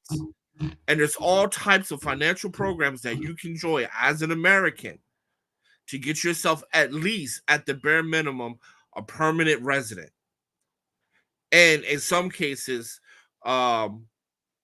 citizenship, such as the Caribbean and stuff like that, right? They have a citizenship by investment in the Caribbean. So I'm saying all that, and then when it comes to the currency, if you have access to any big city, you can just go to ICBC, Bank of China. You can go to what's the name of that bank? Standard Charter. You can go to Standard Charter and open yourself up a multi-currency account. Does not peg to any specific. You can take your US dollars and open up a multi-currency account. Does not peg to any specific currency amount. Right? It fluctuates with the market. right? There's things we can do, the average working class person can do, that can hedge yourself from these types of situations, right? And like King said, right, we don't want to repeat what King did. King said at the end, I regret because I sold my people into a burning house. It's not the fact of whether you want America to fall or not. You can see it on the wall. Right now, if you look, quick Google search, 15,000 people gave up their American citizenship to somewhere else, white folk. Everybody talks about how the American dream is over, right? But niggas are going to be the last one talking about, oh, we're going to sit here and fight for a country that never really fought for us in the first place. And then if you're on your spirit, if we're on the Bible tip, hey, we're only supposed to be here for a certain amount of time, and then we're supposed to be out anyway. So, and I'm not saying and please don't get me wrong, I'm not saying that Africa is the answer, because again, what I said, put your money in multi-currency accounts, standard charter. There's a lot of countries that you can either get citizenship by investment, or at least residency by investments, by starting a small business, things like that. There's ways in the system to get you around, and where they're talking about they hate Americans, they're talking about the fat, loud, white American. They're not talking about black Americans. And I'll pass the mic on that. And again, this is from somebody who's right now abroad and have been living abroad for 21 years. But Hot Sauce, you've been living abroad for 21 years. That's what I'm talking about. You've been living abroad for 21 years, and the shit is hitting the fan now. So how can somebody go and try to do the same thing when our currency right now is fucked up? Everything is messed up right now. People don't have a pot to piss in and a window to throw it out of right now because our economy is messed up. So you did the right thing. You left. You left already. You did the right thing 21 years ago. We talking about right now. Right now. Right now, you need to do it. Right. When I did it, it was a privilege. Right now. And Hot Sauce, though. Hot Sauce. One more thing, Hot Sauce. A lot of people's money. The Hot Sauce. A lot of people's money don't travel like that. Yeah. They got to be present here. Like? First of all, we can't. No, I'm just saying. But before you get too excited, I'm just saying. I mean, what Take Heed said is still pertinent. Because you both be right. A lot of people would rather stay here and fight for the country than just leave it. And you've been gone for 21 years. So most people are tethered to where they make their money. So it's not that easy for people to pick up roots and go to another country. I mean, listen, you want to argue and talk over me, but the truth of the matter is most people are tethered to where they make money. You could be right, Hot Sauce, but it's just true.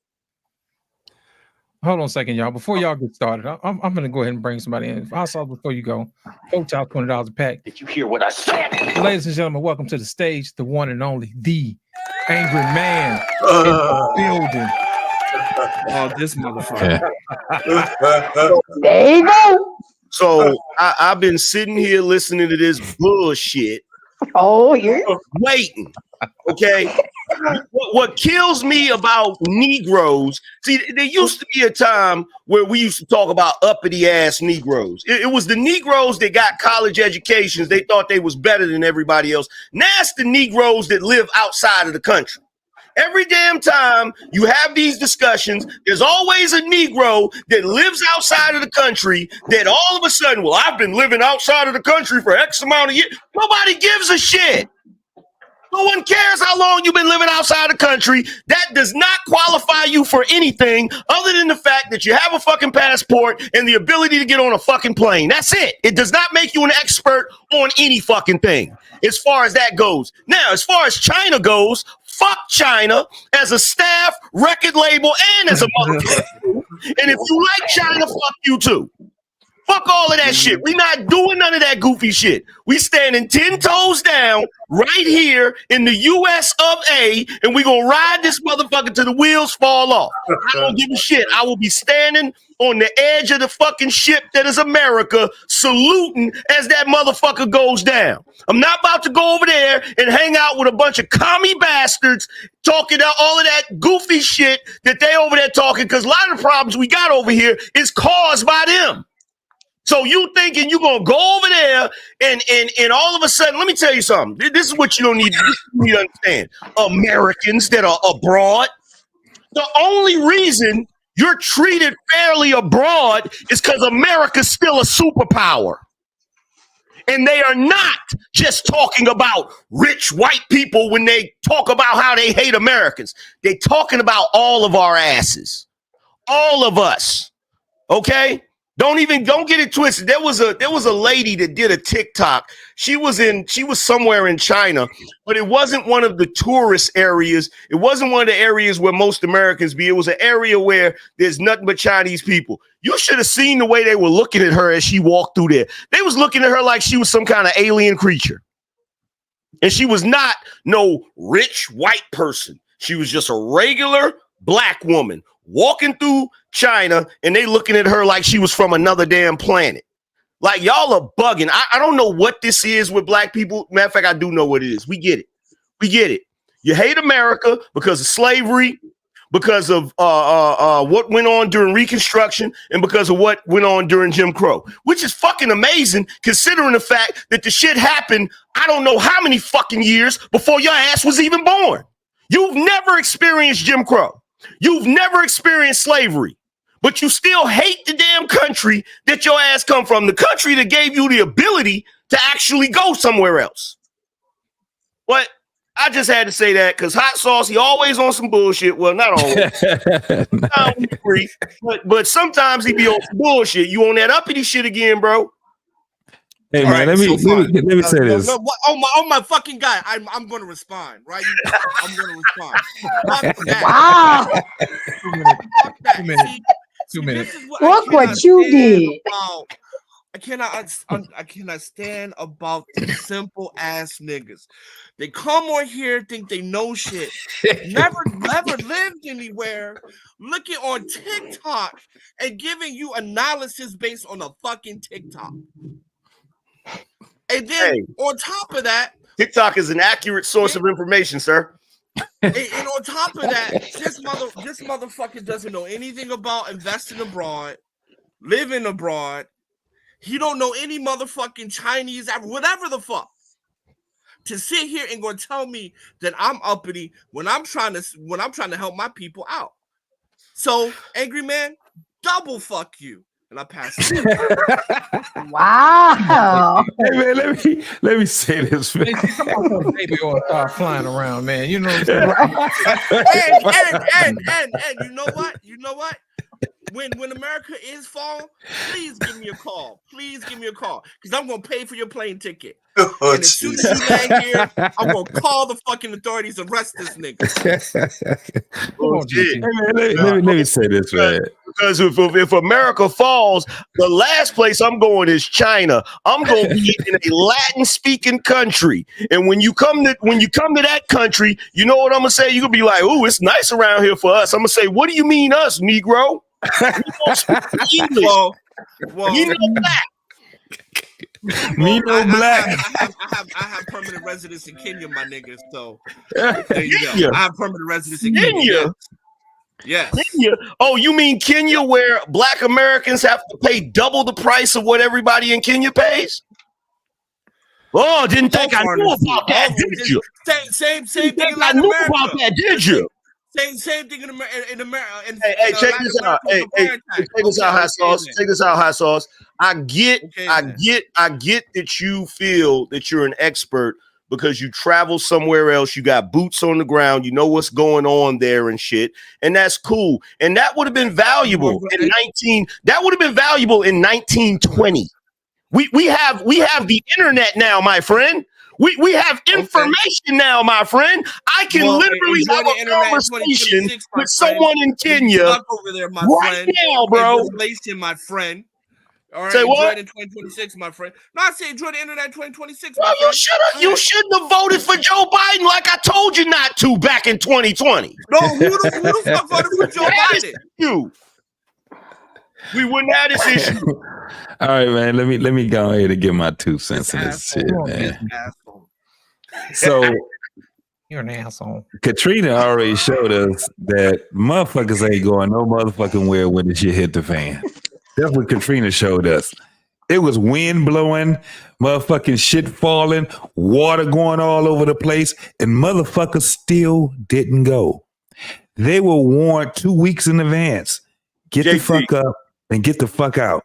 And they couldn't even go 520 fucking miles. What make you think motherfuckers gonna sit back and go over across the waters from that point on? This shit ain't going nowhere. Niggas gonna stay right here. Y'all niggas ain't going nowhere. JT, you know what they're doing? You know what they were doing during Hurricane Helene?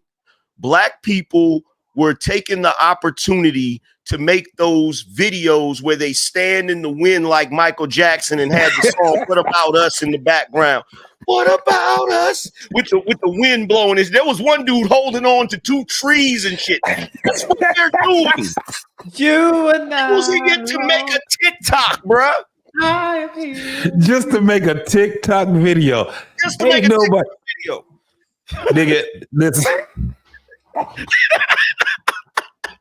Harris 2024. Man, listen. I got some fallen families and friends, man. I wish they could just come back here just for a day, just to come and see this shit. I wish I had a cousin that was really close to me. I wish I could just call him and say, man, don't worry about it. You ain't missing shit. Look at this shit right here. Niggas is really doing this crazy shit. Motherfuckers are, listen, the dollar gonna fall, whatever, everything collapse. Ain't nobody, niggas gonna have passports and all kind of shit.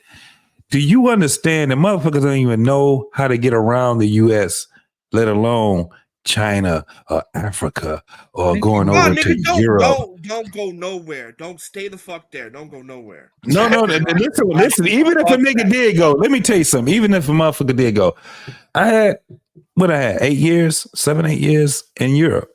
I knew the Autobahn like the back of my hand. I can go right now. I ain't been there in 20 years. And I can go to Germany. I can go to Brussels. I can go to the Netherlands. And I know the Autobahn like the back of my hand right now. However, that shit has changed a very long time. What about Why? But that shit has changed so fucking much. I know that it has, right?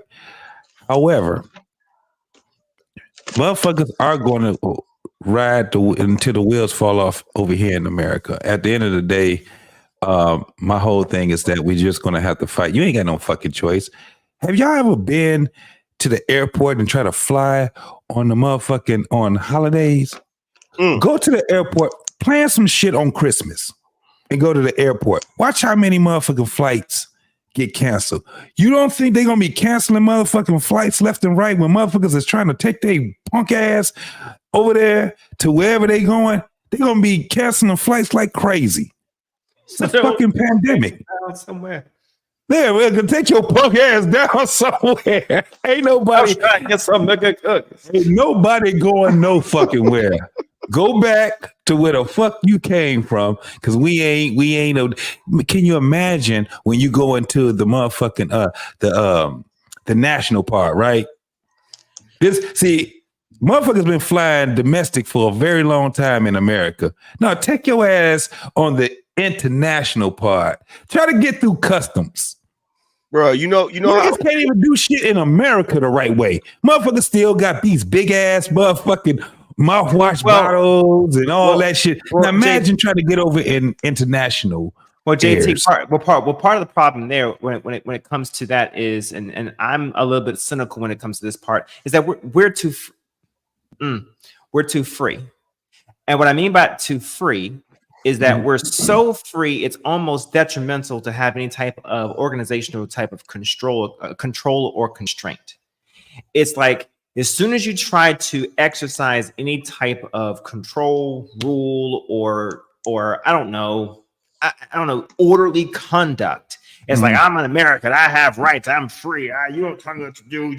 And it's like, well, wait a second. We're just saying that we just don't want any extra liquids. I don't know. So there isn't a fire on the damn plane, something like that, Yeah. So in other countries, it seems draconian, or in other countries, it seems just makes some sense because it's part of their either culture or it's just an extra, controlling, system that they're just used to. No, it's but just over the fact here. that they It's have just to we're deal- just too fucking free. No, it's the fact that they got to deal with motherfucking real terrorists. Can I say something? I hate to have to be the only black person on the panel to say this, but my free has an asterisk beside it. So, my thing is this: as a brother, as a nigga, my free has an asterisk beside it. Here we go. I've spent the majority of my life understanding why that asterisk is there. In other words, I know how to maneuver in America. Yes. I know everybody's bullshit. You feel Yes, sir. Yes, sir. I know what a sundown town is. Yes. I know if I go into a bar and there's nothing but white people and the music stops, I back out of that bitch slowly. I understand this. I don't know that in other countries. And quite frankly, I'm not trying to learn what my asterisk means in those other countries. I'm not. Look, the way I feel about it, all due respect to Hot Sauce and his rhetoric, you feel what I'm saying?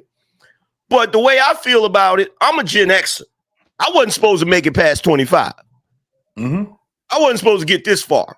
So I'm willing to go down with the ship like no man has ever gone down with the ship before, bro. I'm not going nowhere. I spent too much time in this motherfucking country figuring this shit out, bro. And I'll be damned that once I figured it out and I got a little bit of paper in my pocket, this bitch gonna fall. I'll be damned. No. Hell no. I'm happy to go somewhere else. It is absolutely no. What he's saying though, to leave the country, bro. Stay there if you want. We gonna figure this shit out, Hot Sauce. No, but what he's saying is, I get what I know. Hot Sauce on some real ass shit. I definitely get what you said, but you planned for, you planned for years to get that to happen, homie. So you got some skin in the game. No, you know what? Forget I said it. Y'all niggas stay. Forget I said it. I regret saying no, but listen, let me stand the ground and fight. Hold on. Let me just make my point to what Angry Bill was just saying. I'm swear to God, I put this on everything I love, dog. It was motherfuckers was in the Carolinas. They was in Georgia. When they found out that this damn hurricane came, let me tell you something. The motherfucker that just built his deck, just painted his fucking walls, that motherfucker that cut his grass, just put a new swing on his shit. This nigga that want to sit back, he wasn't going nowhere when they told them it is advised for you to evacuate. They were like, fuck what you talking about. I'm going to ride this bitch until the wheels fall off. That's the reality of it. Lieutenant Dan from Forrest Gump on the top of the ship. Yeah. Yep. Yes. On the top of the ship. Like, no. Stay and fight. Motherfuckers, dog, Hawaii. It was the same for that tsunami come. What do? They be like, nigga, look. Bunkering down. That's what they got. They got wet. Ladies and gentlemen, welcome to the show, Antoine. What up, Antoine? What's going on, player? What's going on, everybody? Grand Society. I'm sorry, Antoine. No, I just got back from, man. You know, these folk get long-winded, man. Go ahead, man. Welcome to the show. Yeah, I just got Great back from work. though. Yeah, it is. I was listening to you guys and everything else. My thing, I put it like this. I understand why some people don't feel comfortable with Vice President Harris. I understand why some people don't feel comfortable former President Trump. My thing is this.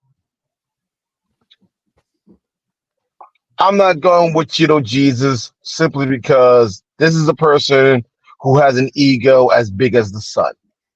This is a person who doesn't know how to humble himself. This is a person who acts like as if he has all the answers. He's the best thing since sliced bread. If something works in his favor, he's the smartest man in the room. If something doesn't work, he's ready to blame somebody else. And the one main reason why I don't feel comfortable with him giving him the football again, I got 5 reasons. And it's 5 brothers in New York back in 1989. When he took out that ad. Get the fuck out of here. I just did a show on that shit. Them niggas was complicit in that damn crime. They wasn't even innocent. So cut this shit out. I actually pulled the damn footage from when they were interviewed by the police. Most of them confessed to the shit, and they were not coerced. In fact, they claimed in that documentary that their parents wasn't there. When you look at the actual footage, their parents was sitting right next to them with the fucking face palm. And let me tell you something about New York City in the 80s. No teenagers go to Central Park at nighttime to have fun. They go there to I know that. To rob people and all of that shit. So we don't want to hear about the Central Park 5. Fuck all of that. Now, as far as him having an ego, he's the president. He's supposed to have a damn ego. That's why I started laughing. Especially considering he has to go up against the likes of Kim Jong-un or whichever one it is at this point, Jinping, freaking Putin, and all these other monsters that are Jinping. Like, what are we talking about, bro? You are wilding right now. First of all, you're talking about not giving him the football. Here's the thing you want to ignore is the fact that when he had the football, he ran 4 touchdowns in a single fucking game. Let's stop playing, bro. Come on, man. What is Kamala gonna do other than what I don't know. Honestly, I didn't say I was going for her either. You don't know. I might leave that spot blank. That might be the one part on the ballot I might leave blank and go from there. It's bad. You know what? As bad as it is right now, it's bad. My bad. Take heed. Let me just say this real quick. As bad as it is right now, as much as I hated George W., I'd even take George W. right now over Kamala Harris. Damn. Real. Stay out Can I ask you a question? Did anybody read the article? I did. Did anybody read the newspaper? Because the newspaper didn't even mention these 5 gentlemen. It didn't. All it did was say that the death penalty should come back because of how people can't walk in the park and be safe anymore. Take heed. Which people did he say can't walk in the park and be safe anymore?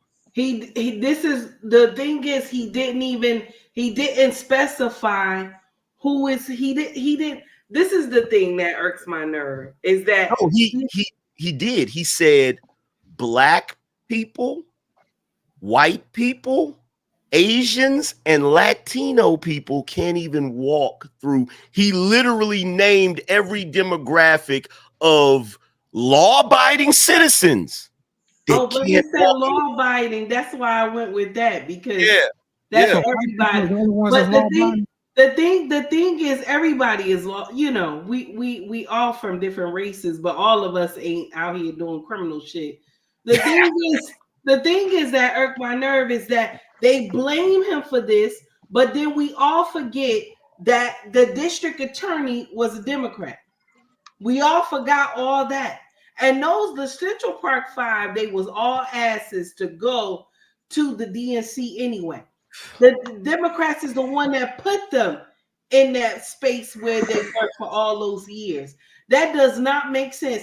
And anybody know back in the day, if you grew up in the 70s and 80s, your mama would tell you, don't let that street light catch you. Anybody who was outside past that street light going on, you on some motherfucking demon time. You wasn't out there just walking. Trouble. Walking. That's the truth. Hey, look, check this out. Somebody in the chat room said that that's not true. Let me tell you something. I'm willing to put money on it. I can show you the footage of them answering the police's questions. Police wasn't even interrogating them. They was just asking them questions. And they were teenage boys that knew they were in trouble. And guess what they started doing? They started confessing to the lesser crimes that they were doing because they didn't want to be linked to the jogger. The jogger that got assaulted, they didn't want to be linked to that. You even have one brother saying, well, I didn't do nothing to her. I just held her legs down. This is not somebody else saying this. This is them saying this. And I know what New York in the 80s was like. Let's stop playing this game, man. I know y'all want to believe that every black person that gets prosecuted is Martin Luther King Jr., but I got news for you. Martin Luther King Jr. wasn't even Martin Luther King Jr. Y'all got to stop playing these goofy games, man, and trying your best to repeat rhetoric that you see on the news that don't add up to shit. At the end of the day, this man was president for 4 years. And compared to what we're going through now, those 4 years were like a paradise. What are we talking about? It's not about personality. It's about, are you going to do the job well? It's hilarious to me because a lot of you work jobs at companies that have racist CEOs. You still go there every day and work and collect your check, don't you? Did you hear Yes, sir, Mr. Cartwright. But Yes, sir. we also had, let me tell you something, in the military, right? We had colonels, right?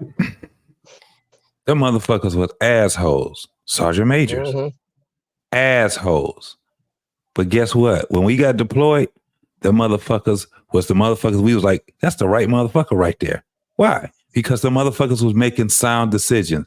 Them niggas couldn't talk worth shit. We had a damn sergeant major, man. That motherfucker so country, man. Short country ass. You just looking like, what the fuck? Then, but you have to ask yourself, how does this motherfucker survive for 20 plus years in this motherfucker being who he is? You find that shit out when you get deployed. You find that motherfucking shit out when you start saying, yeah, it ain't about their personality.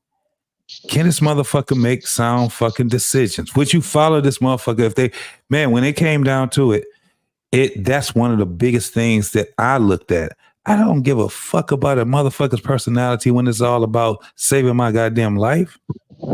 Let me say one more thing to you right quick, Angry Man. A lot of people talk a lot of shit about Martin Luther King, and it's funny now that we get a chance to see these young motherfuckers. They don't even know how to pronounce his name right. Martin Luther the King, Martin Lucia King. They don't know nothing about this man's life. First and foremost, they have no idea of who his mama really was. They think his mama, that she died before he did, right? Most people do. Well, no, she didn't. But the most important thing was they never understood who his father and who his brother was. If you understand who Martin Luther King's brother was, you'll say, whoa, this family wasn't no joke. Because his brother was not a man that can speak like Martin Luther King was, but that motherfucker was powerful. Look him up. Look him up. Look his mama up. Look at the real reason why his mother was killed. Do you know how many people in his family was killed before him?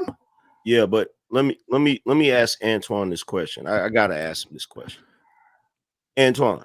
And I hate to have to pull the stunt that Matthew McConaughey pulled on The Time to Kill, but I gotta ask you this question: If the Central Park Five would have been 5 white guys that did that to a black female jogger, would you still feel the same way? If it was 5 white guys, if it was 5 white guys, if it was 5 white guys that was accused of attacking a black woman that was jogging through Central Park, would you be calling for the death penalty? And would you have felt the same way that Donald Trump felt? Or would you been like, no, they're innocent. We need to exhaust all resources to find out what really happened? You make a fair point there. I know. You make a fair point. You make a fair point. I know, because you would be like, we need to lock them up.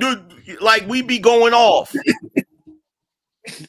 One of the biggest things with that thing with Trump is he was a private citizen then, and he didn't make legislation that destroyed a whole goddamn generation of men. He was talking as a private citizen. He was talking about what should happen, and that was it. And they're trying to equate that to Biden and all those assholes. I mean, Biden is the bigger racist. He's more of a racist than Trump ever was. Where's my favorite There's picture? receipts all over the place. Look at how many people from my generation and some of the boomers that were locked up because of the Biden crime bill. Like, we literally have a issue in this country that no one will dispute of mass incarceration. It has been discussed for the past few years because now everybody's finally willing to admit the irreparable damage that was caused to this country by that crime bill. I know about that crime bill because my wife's family was affected by that. And I'm willing to admit, and I've said it, in 2020, I left that part blank on the ballot. I didn't vote for Trump nor Biden. Well, here's the thing. I left that blank. Antoine, you can leave it blank all you want to, but that don't stop people from going to jail, brother. That's the point I'm trying to make, man. You can stick your head in the sand, but sometimes you got to fight, man. You got to fight. And I think that's our problem. America, let me tell you something about us, man, about black folks. We hate to lose. We will bet on the most raggediest horse there is. But if he got our lucky number on him, we're going to bet on him. No matter whatever his stat sheets say, we're going to bet on him because he wearing our number. We don't do no research. We don't look to see who the jockey is. We don't see who the owner is. We don't see who the trainer is. We don't check whether or not this horse run good in the grass or the mud. All we know is he got lucky number 7 on. And that's my grandmama's birthday. And she always believed That's the month I was born in, the month of July. And then we wonder why we always lose. We don't never win. Go ahead, Arvane. That's one thing before Boss Man goes. Let me tell you this. I think people don't understand, and I haven't been around a lot of real racists, right? But Donald Trump has so much interface with black, brown, and all kinds of people in his life. A real racist wouldn't even be, I mean, he wouldn't even have to pretend. I mean, when you're really racist, your soul hates somebody, and you have to remind yourself how you hate them so much. You ain't doing collaborations. You ain't doing shows. You ain't sitting down in the same room. You're not doing none of those things, man. I mean, I heard that, some of his employees are very diverse across the board. Listen, the only thing that he's guilty of, quote unquote, is that he's proud to be a white man. Donald didn't become racist. That's the only thing he's guilty of. He didn't become racist until he became a Democrat, though. I mean, until he became a Republican. Right. When he became a Republican, now he's racist. Yeah. But when he was a Dem, you see the way it was all good talk right now. He had nobody will tell me that this man just started talking like that when he became a Republican. Oh, hell no, because I saw the video of him and who was it? Was it Al Sharpton or Jesse Jackson? Jesse Jackson. Jesse Jackson was who it was. And he was still talking smack like he do today. That man has always had an arrogant tone when he talks. So now all of a sudden we getting up here talking about, okay, he's racist because he's a Republican. But when he was Democrat and he was giving them all that money and supplying the party with everything that they needed to run and shit, helping out and stuff, he was not racist then. Was he racist? Nothing. Was he racist? Nothing. Yeah, but was he racist when he came up with The Apprentice? How many seasons was that? Was he racist then? Listen, he even had Little John on his show. And here comes Little John. No, season about one, he was racist. You know what I'm saying? And I want to share. He was racist. And can I share something with y'all real quick? I'm gonna share something with y'all. This whole thing with Trump and Kamala. When I first started getting on and my channel started getting on all this, and I'm gonna share something with you. It was content to me. It was content to me, but it also made me look deeper at Trump. And I was like, in the beginning, I was like, I can't stand this man. I can't this, I can't that. And then my king was like, you got to do some homework. You got to do some homework. I know you don't like to do no damn homework, but you got to do some homework because something is not right. This man cannot just be hated for no reason. Okay? So you got to do homework. And when I started diving deep and checking out shit, I'm like, wait a minute. Wait a minute. So let me share something with y'all. Okay? My king said for him and his household, we gonna vote Trump. I said, oh, damn. He said, yeah, we gonna go Trump. Because ain't no way that I could sit up here and vote for somebody who believe it's okay for men to be turned into girls and for girls to be turned into men and for the deletion of babies close to 9 months. And I looked at my husband, he said, yeah, we ain't doing that. We're not doing that. Our business survived better under Trump. We're not doing that. I'm looking for my husband said, I'm looking towards the future, not nonsense. All because y'all all sitting up here talking about she black. Okay. He said, start doing your research. And when you start looking around, none of the shit her and her father has put on social media is making sense. Shout out to Candace Owens and Pink Book Lessons. None of the shit that they put out in these books is making damn sense. They taking pictures of the help and shit. Oh, this my black family. Pictures of the help and shit. And the grandma looked she looked just like her damn grandma. That's a whole new level of racism. Lord Jesus. To take the help and pawn them off as your relatives? And look, I'm the black woman. Here's my thing with this whole Donald Trump thing, right? I come from hip hop culture. We have loved Donald Trump our entire lives. Our entire lives.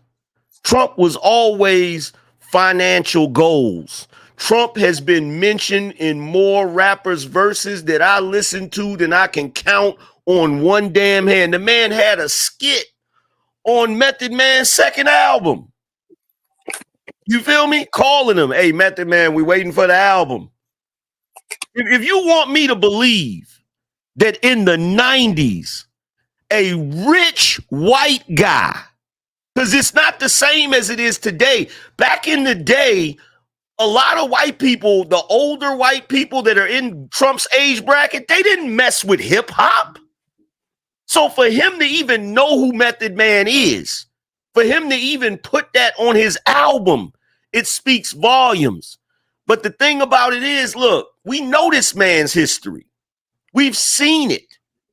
We've seen it. And I'm not going to stop liking him just because all of a sudden the Democratic slave masters decide that he's not cool.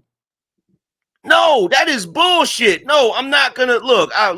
When I was a little kid and I saw the freaking Bobby Brown video for the second Ghostbusters movie, Trump comes out of Trump Towers and shit. They got him up there. When he went to freaking Philip Banks' house on Fresh Prince of Bel-Air, everybody was happy to see him. When Macaulay Culkin went into the hotel, Trump was in there. He was trying to get his advice on where to go or whatever. Like, stop. I remember that. Man, this man is American like apple pie. And we not going to keep pretending like he's not part of not only the overall culture, but he's been a part of black culture. We got to cut this shit out. Mike Tyson ready to knock people out over Trump. Like, real talk, man. Come on, man. I will his fights in Atlantic City. I remember those.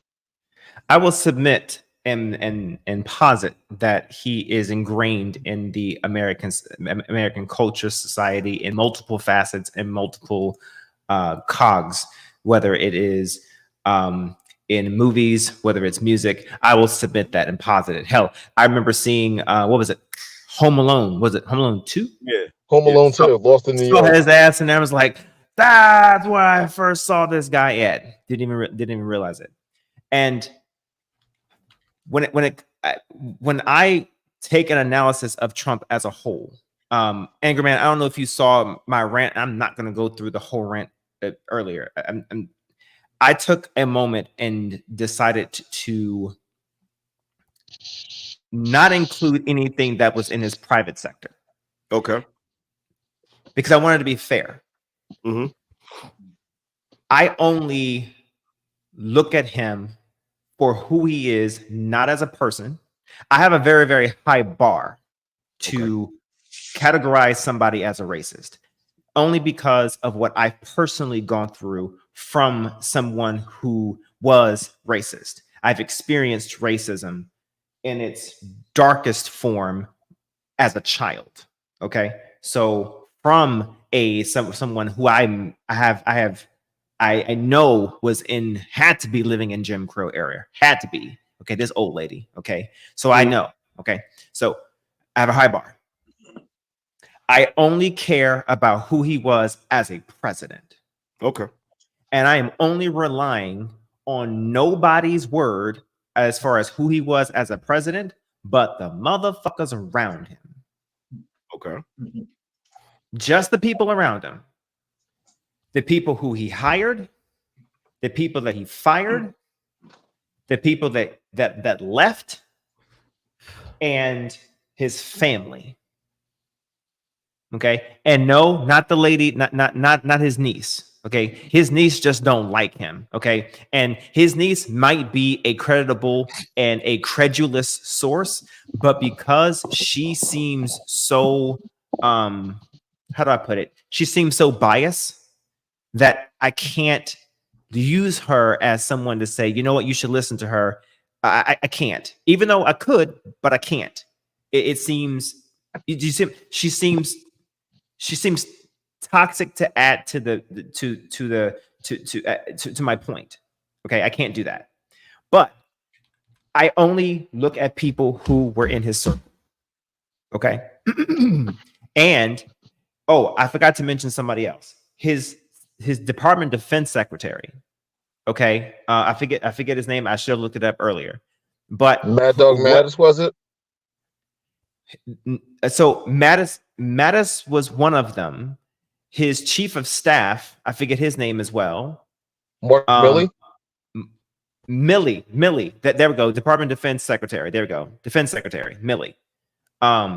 He has nothing but desecrating things to say about Trump. As far as how he personally understood or perceived how Trump felt about certain types of veterans, and the personal things that he actually said, Trump actually said about veterans. And it wasn't just him, Millie, hearing it. It was other top 1, 2, 3, and 4-star generals hearing things about what Trump was saying about certain veterans, or just the veteran corps in itself, or how he treated certain militants, or perceived certain militants who were still active duty or who were injured because of their active duty. Or if we want to talk about, the things that he was proposing relative to, I don't know, throwing a damn. Now I'm just being funny, so just adding a moment of levity here. I'm not being serious, but just adding a moment of levity here. Throwing a damn nuke in the hurricane.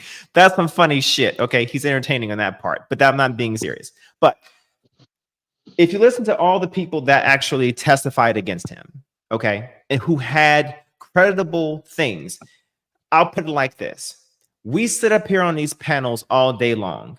Okay, we, as in all of us and everybody else in the on the YouTube sphere, and we can sit here and we can tell a woman. I know y'all are wondering where the fuck am I going with this. Here we go. We can tell a woman that she ought to look inward if she is constantly going through bad experience after bad experience after bad experience after bad experience, and she's constantly blaming everybody else for her bad experiences and never once taken an inward look to say, you are the common fucking thread. Okay. So right. Wait, hold on. Wait. So if we can say that to a woman and say that maybe there is some truth in the fact that maybe you had some part in it, and maybe there's some fault for you as far as your own personal experiences to make to play a role in why you went through some of the things you're going through, then I can believe in what you guys are saying, that some of this is because Democrats hate Trump. And I can understand that some of this is just because they just fucking hate the guy, right? I can agree to that. But I'm also going to need for people to also understand that everything this man touches, no matter where he goes, especially in his presidency, his own chief of staff, his Department of Defense secretary, his own intelligence community staff told him that he quoted that he was a threat to national fucking security. He was a national security nightmare. You know why all this is? See, I don't really go into this on YouTube, and I try to avoid talking about certain things or whatever, right? Sure. But what annoys me is how the American public pretend to be oblivious to certain things. Number one, I don't expect anybody that are career politicians to like Trump or say anything nice about him, because he's not a swamp creature. Okay. They're swamp creatures. So of course they're going to have an issue with anything he says, anything he does, because it's not in line with the bullshit, their brand of bullshit that they're trying to do. Check. So of course, when they don't follow his directives or orders and he fires them, of course they're going to go write a book. Of course they're going to talk about him like a dog. Of course they're going to say all of this goofy shit that they can say about him, right? Okay. Now, let's say for argument's sake that he is a racist. Let's say that he's a full-blown racist, right? What's amazing to me is how the American public is now saying, oh, Donald Trump is racist, as if it's impossible for the other 43 presidents to be racist. Hell, some of them own slaves. Yeah. Nobody ever talks about that, right? Sure. But for some reason, he's the only U.S. president that's a racist. He's the only one that's labeled a racist. Nobody sees anything strange about that. That's why I can't use it as an argument. That's why I can't use it, because most of them were. But here's the thing, though. Here's the thing, though, right? Yeah. Strom Thurmond from South Carolina, straight up racist. Dr. Claude Anderson did business with him. He said, hey, man, we need some bulldozers and stuff. We're trying to build something down here in South Carolina. And Dr. Claude Anderson, who was a part of, I can't remember, I think Bush's administration. I'm not sure. It was Bush, and it was the both Bushes, and it was the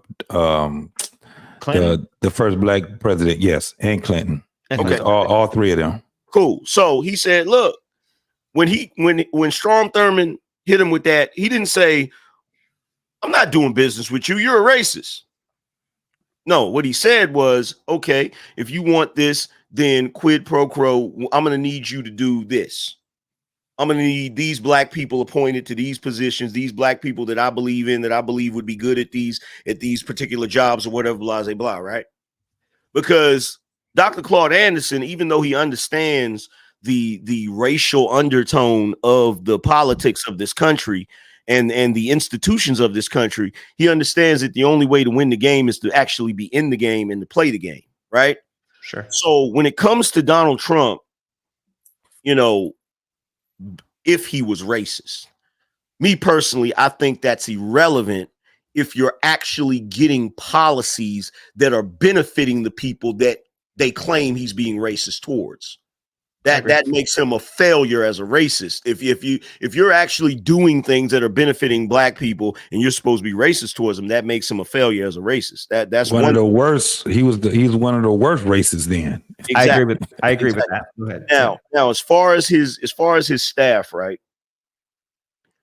I take anything that members of his staff that criticize him, or especially the ones that are fired, I take it with a grain of salt.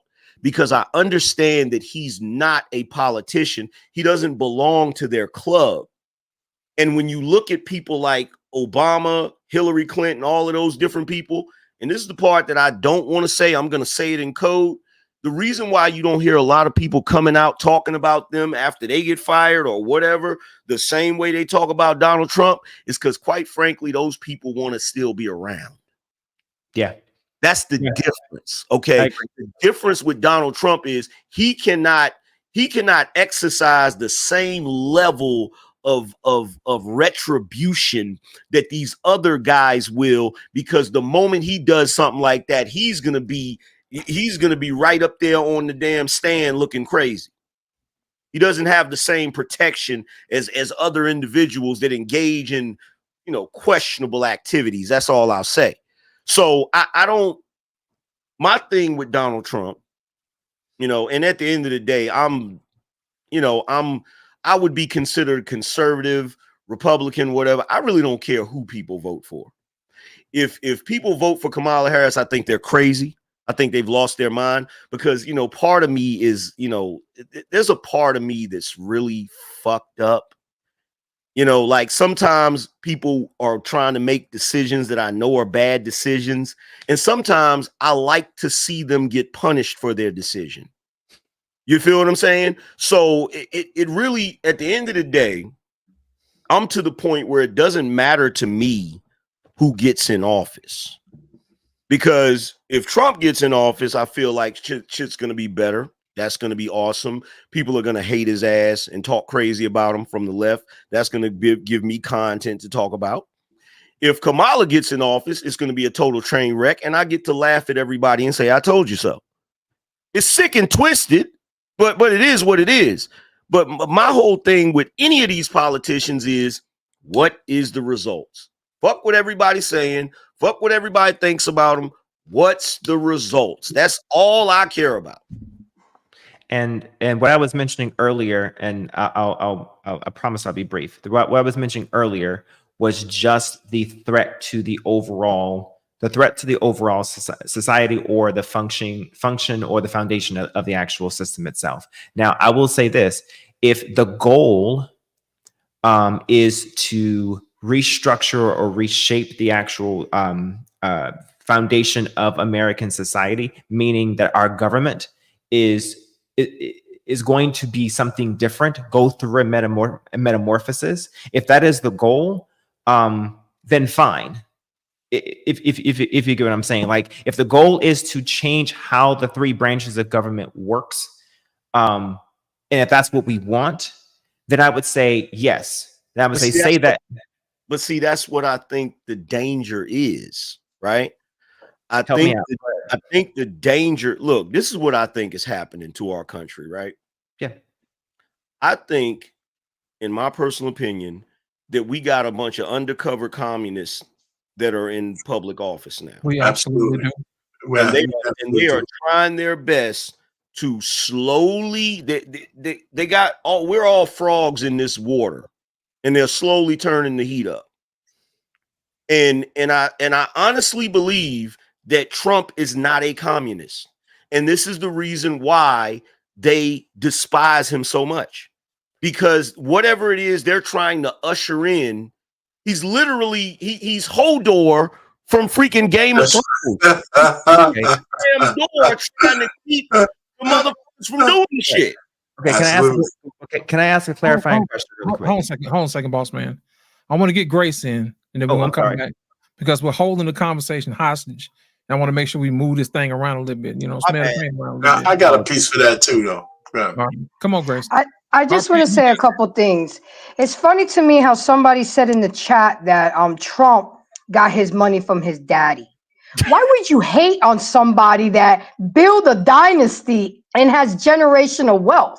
You're a fucking hater, because that is the point of being parents and building generational wealth. Because I used to get that bullshit all the time. Oh, you got money because of daddy. Don't hate. Try to learn. Duplicate. Congratulate. Learn from me. Learn from my father. That's crazy to me. And the fact that a lot of black people say that Trump is racist.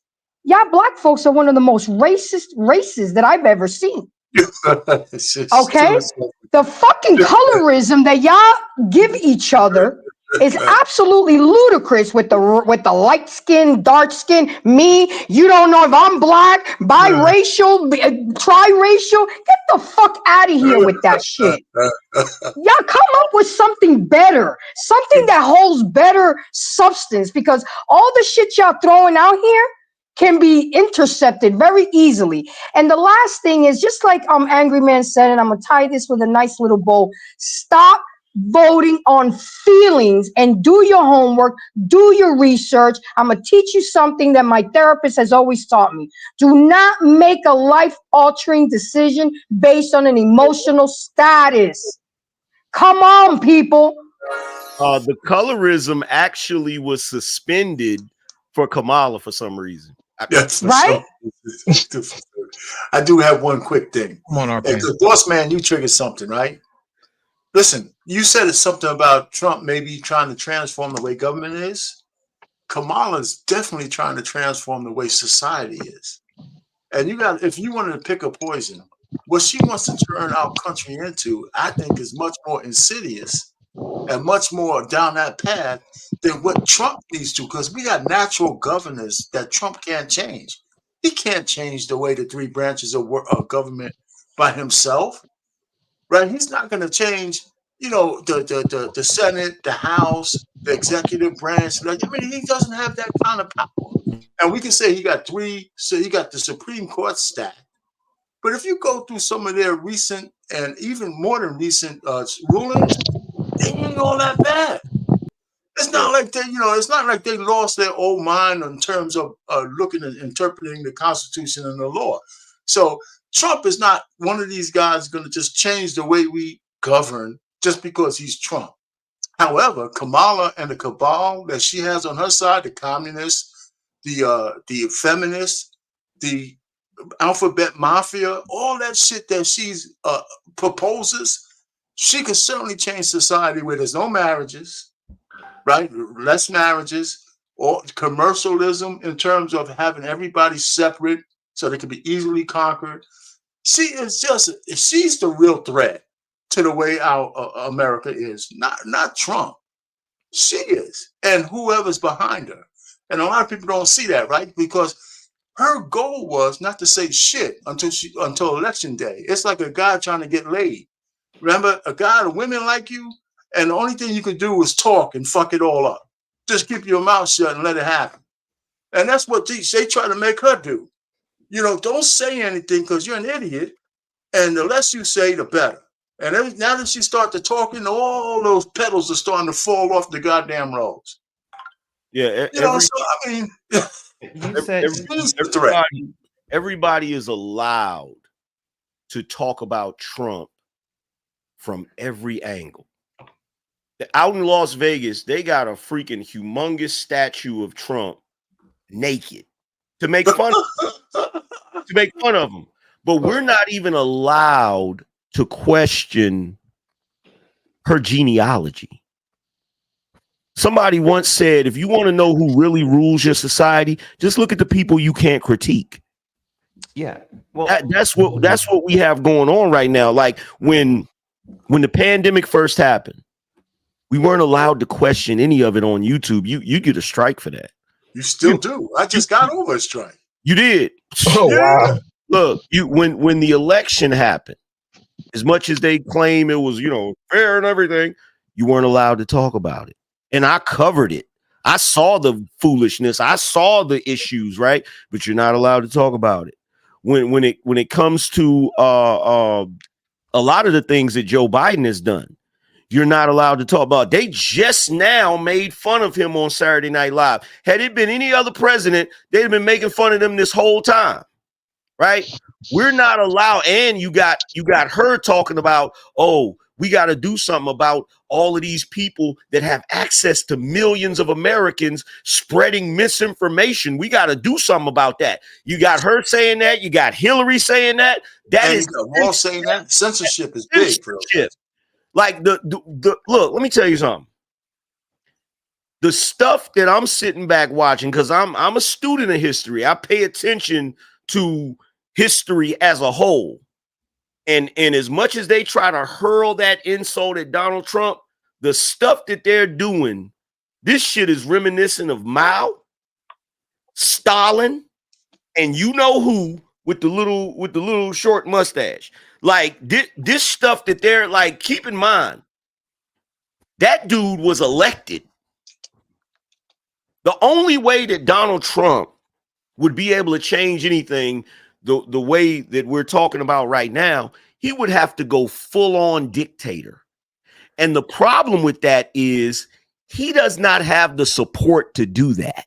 No, He doesn't have the government support to do that, even if that was in his mind. They didn't even want to. 5 days before January 6th, he requested National Guard. He has to go through the proper channels to request that. They denied it. And then they try to come back and say, oh, well, the reason we denied it is because we thought he was going to use the troops to try to do this and do that. Like, no, American troops are not going to do that. There's something I have to push back on, and especially as a militant. Okay, but one point though, before I get to Anchorman on that one. Go ahead. Our pain. You Yes, mentioned the argument that it's more important to save society versus government. I'd argue vice versa. I'd argue it's more important to save the institution of government versus society. And here's why I say that. Okay. Let me respond to you after you finish, Kyle.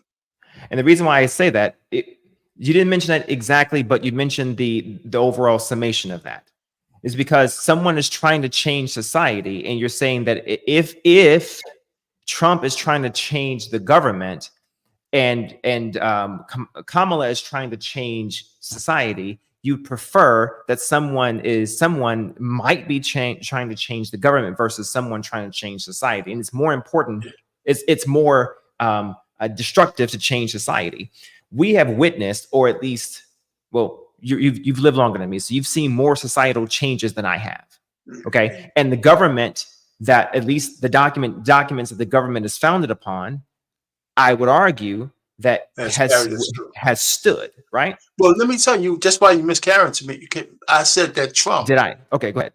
Trump doesn't have the shape of our government is not that in jeopardy. Trump doesn't have his arms are too short to box with God.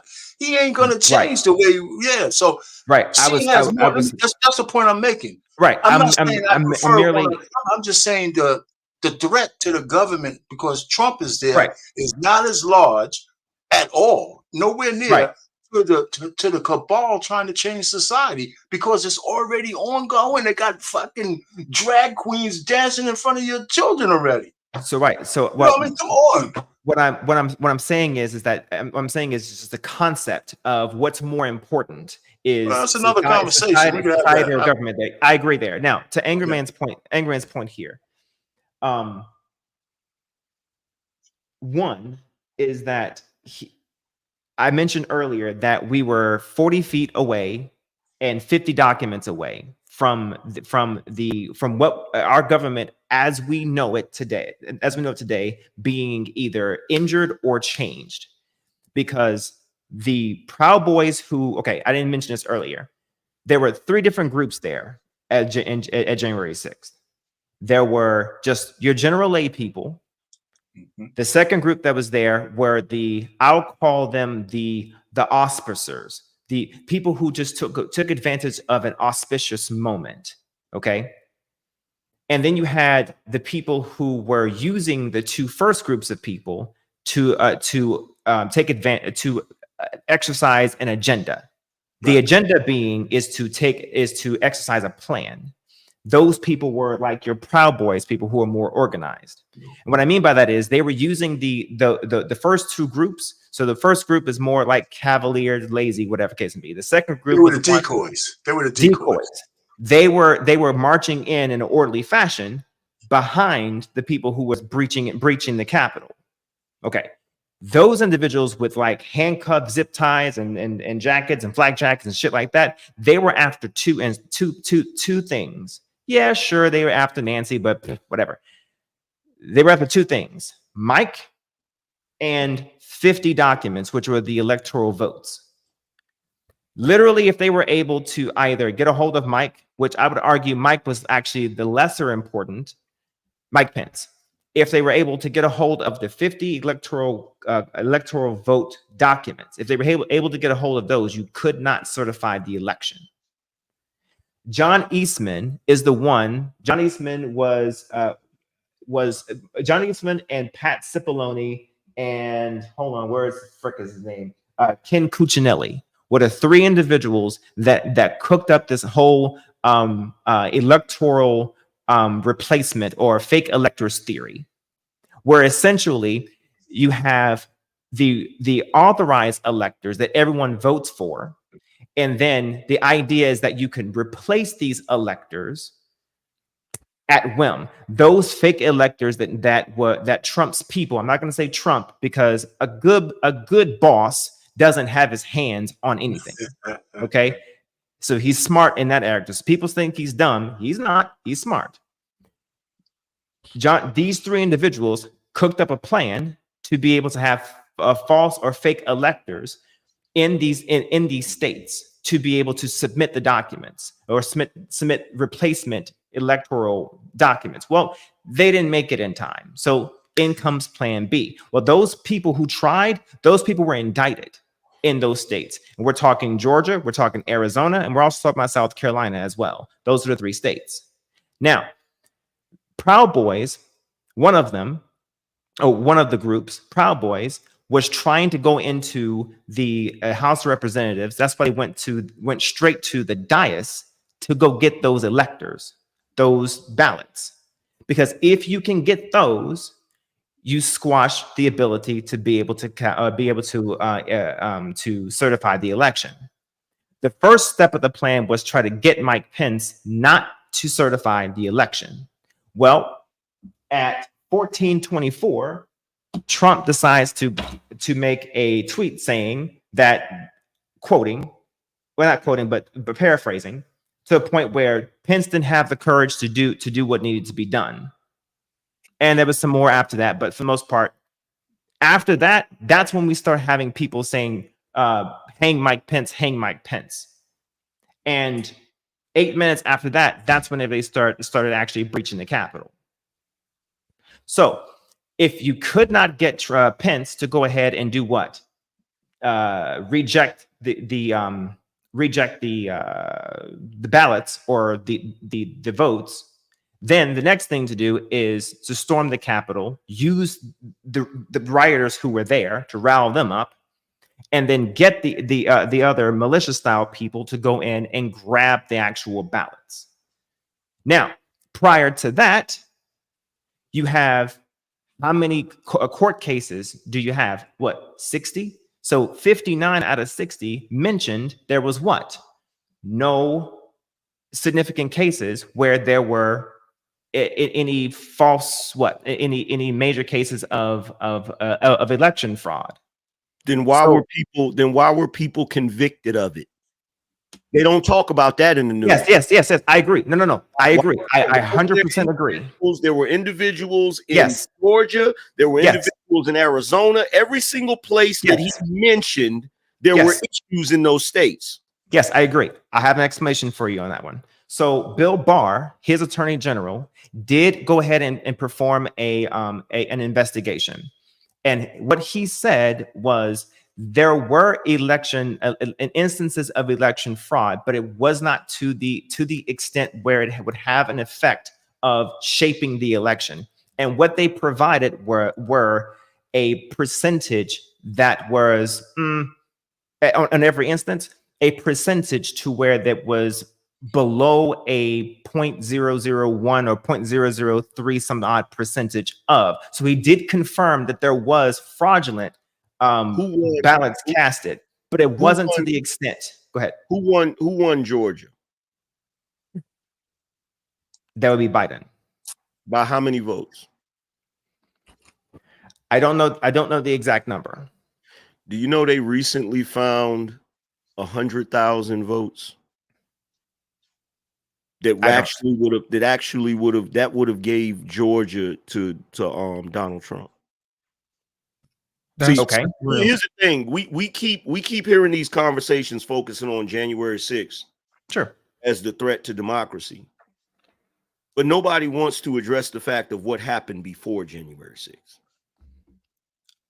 Nobody wants to talk about. Nobody wants to really address that. You feel what I'm saying? Because at the end of the day, and I've said this before, if this was George Washington's time, them people wouldn't have went down there to protest peacefully.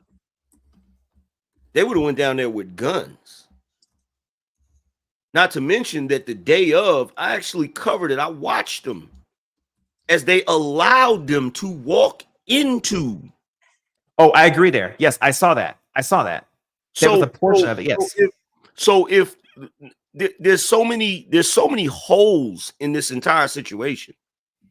Number one, they now have proof because they never thought it was going to come out, but they now have proof that not only did they deny Trump the National Guard soldiers, but they also was slow walking it when it came to certain other things, as if they knew something was going to jump off. Not to mention the fact that there were rabble rousers in the crowd. Those individuals are still, it's a mystery who they were. You feel what I'm saying? It's ridiculous because part of the premise is that we're trying to say what Donald Trump's intention was in his brain as opposed to what he said out of his mouth. Mm-hmm. What he said out of his mouth was to protest peacefully. So everybody said, oh, well, that's what he said, but he was speaking in code or whatever. And you and I both know that in a court of law, you would actually get an objection to that because you cannot raise an argument based off of the intent in somebody's mind. You can't do that. That's not grounds for anything. It's like no, objection. That question proposes that you know what the client was thinking at the time. You don't know what he was thinking at the time. You can only go by what was said and what was done. And then you got this video coming out of Nancy Pelosi admitting that it's her fault with the whole National Guard thing. And I don't look, here's my thing with the January 6th shit. It's obvious what that was. I can't say it up here. I'm not going to say it up here, but we can all put our brains together. It is obvious what that was, considering that it's the biggest weapon being used right now. That whole situation is weaponized right now, just like the pandemic is weaponized right now. Because guess what? If you don't have January 6th, if you don't have the pandemic, you know what you have? You have a super successful president for 4 years that's probably the most successful president in the history of our damn country. Without those two things. So it's really interesting and convenient that those two things just happen to happen on Donald Trump's watch. Okay. I'm just saying. Hold on a second. Here's my thing. Go ahead, Loss. Earlier, you said that they had 50 ballots, right? And if they had stopped them with those little pieces of paper, Joe Biden would have been president, right? They would not have been able to certify the election. Okay. Let me ask you a question. Did they stop making printers that day?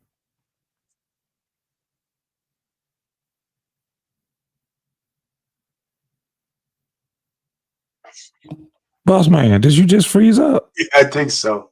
I think he froze up. That's a hell of a question, though. Yeah. You gotta answer it again. Okay. I think he's back. No, they didn't stop making printers that day. Right. That's a facetious question. Go ahead. Exactly. Here's my whole thing. Your computer was helping you. It's like, don't answer that. That's still Devil, stay busy. Stay busy. Listen, here's my whole thing. We like to talk about what could have happened. Let's talk about what did happen. Inflation happened. We have a candidate who doesn't see a whole half of the country because she's worried about reproductive rights. Let me ask you a question. What's more important, feeding your child or ripping your child from your womb? Being able to feed your child or ripping your child from your womb? What's more important? Being able to feed the child. All right, great. How often do you feed your child? Daily, and multiple times throughout the day. All right. How often does a woman have a child ripped from her womb? Is it a daily issue? You mean in America? Yes. No, it's a just daily. one person. No, one person. One person. It's once in a blue moon, right? Yeah. Potentially. You would hope. You would hope. Potentially. Okay, great. We're taking talking points for something that happens once in a blue moon versus something that has to occur every single day. It's getting harder for people to eat every single day. It's getting harder for people to pay their bills every single day. It's getting harder for people to keep their jobs every single day. And then the killing part about it is she's talking about only one half of the demographic and totally ignoring that men exist. I think that's the problem. Earlier you mentioned, I would rather have the government flourish than society. I would say it's the opposite. And I'll tell you why. Because it's the society that shapes government. You see what I'm saying? It's society that puts those people in office who controls the government. If you have a whole bunch of people who only see half the people, how are they going to govern all of the people? That's going to be nothing but civil war. It's the math. It's the grand calculus. You can't go around ignoring the whole half of a country. You can't do that. That's the main reason why we had a civil war, is because you had one half of the country ignoring a whole other half. They just pretended like these people did not exist. And the killing part about it is when we repeat the same thing over and over again, you would think it would be obvious. That's the main reason why we have problems with our women going overseas to other countries, thinking that they run stuff and they get locked up for months and years at a time because we weren't man enough to tell them that's not how a lady acts. You're representing us. We want you, but we don't need you. That type of stuff. That type of behavior breeds what we talked about earlier when we have a whole bunch of women in office creating and shaping government. Like our parents spoke to that earlier. They're getting caught. They're doing bad stuff. That's the reflection on us. That's our ethnic image being ruined. And you know, the sad part about it is everybody's talking about January 6th. We're not talking about that coup that took place at the DNC. That's right. Let's Trump talk would about be that. able to do it. Let's talk about that. Let's talk about that for a minute. Let's talk about that. We examined Trump from stem to stern. But my thing is this: nobody's even asked questions about where Miss Harris came from. Where's her ideologies come from? You know what I mean? Let me ask you this: would you rather have socialism or would you rather have free capitalism? Which one is it? Talk to me. Because free capitalism built this nation. Free capitalism saves other people from getting their asses kicked overseas in other wars because of our overflow from the grace that abounds from us. So if we're all spread out and everybody's got everything, how can we go help anybody else? It's bad enough we can't help our own people here. But at the same time, we're going to turn around and tell half the nation you don't exist because it's my body, my choice. No man can tell me what to do with this body. But at the same time, you're carrying half of who he is. Who gave you the right to tell him he has no say-so?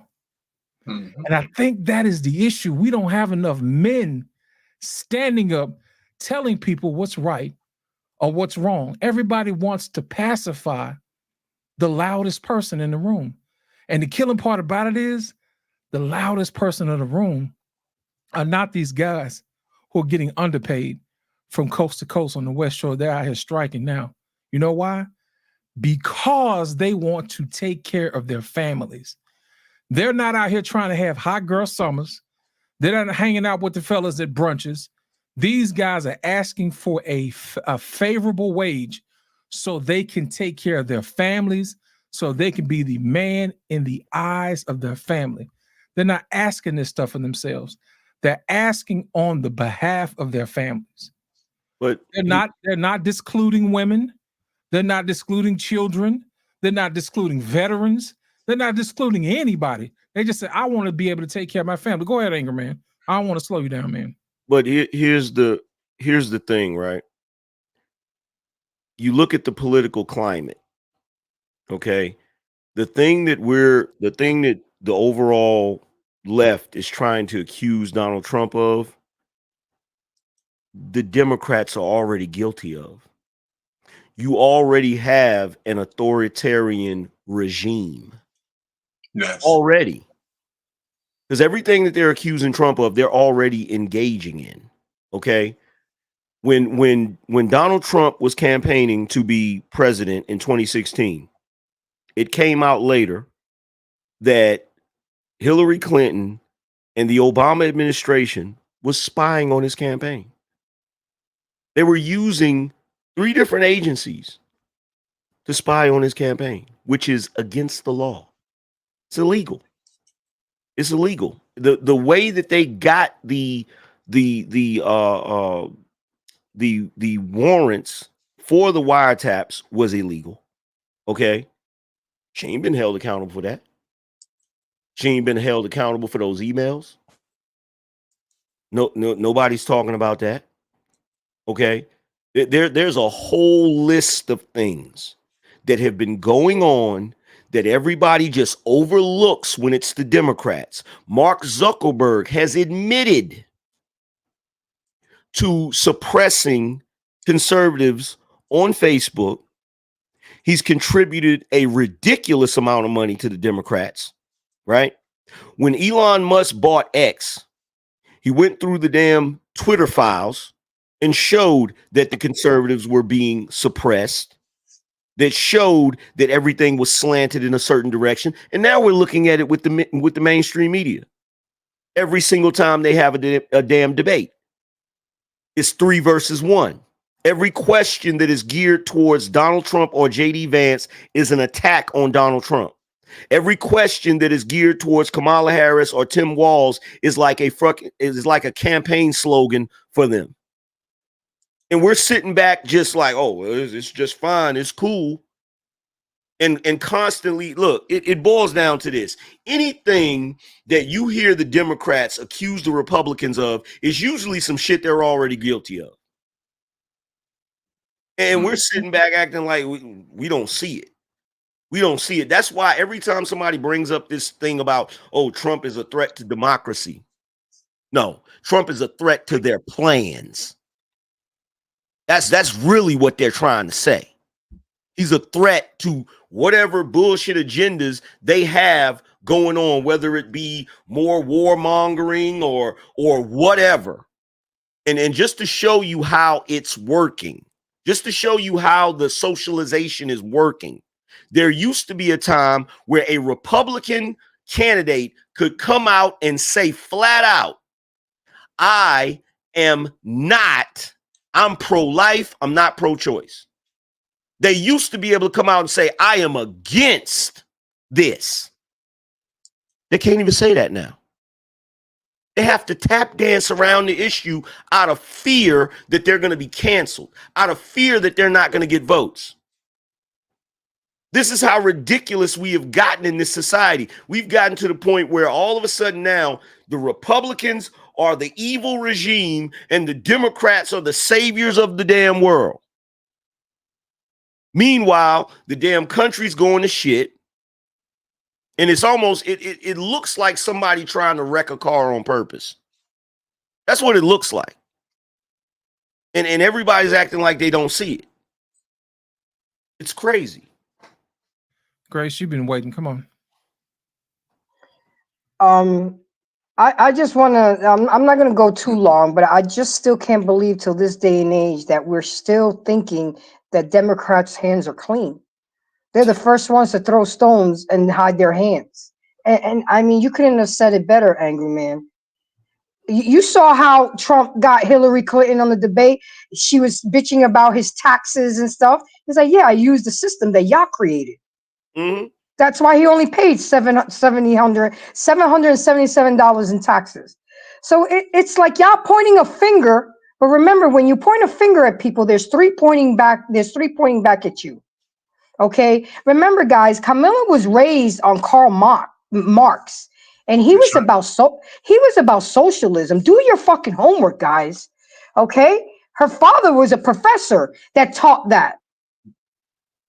So there is a whole agenda behind. Kamala is just the front.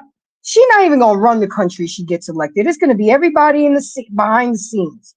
At least Trump makes his presence known and grabs his fucking cojones. And yeah, I know we all know he's crazy and he's off the wall, but aren't we all? At least he's real with his shit.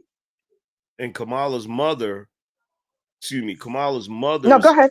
father was in the Indian government. Mm-hmm. That's an interesting little connection there. So, sounds like a conflict of interest to me. Yeah, exactly what it sounds like. And look, I didn't even realize how big this fight was against communism. It's been going on a long time. A very long time, to the point where, I mean, just think about it like this, because this is just my personal opinion, and I could be wrong. Why the hell do we have elected officials in Congress that were not born in this country? What are we doing? You got Ilhan Omar up there, like some of the stuff I've heard her say, I'm like, how is she in Congress? How?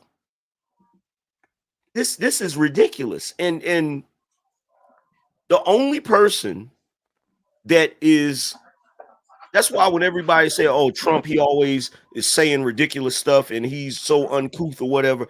I'm so glad he's that way.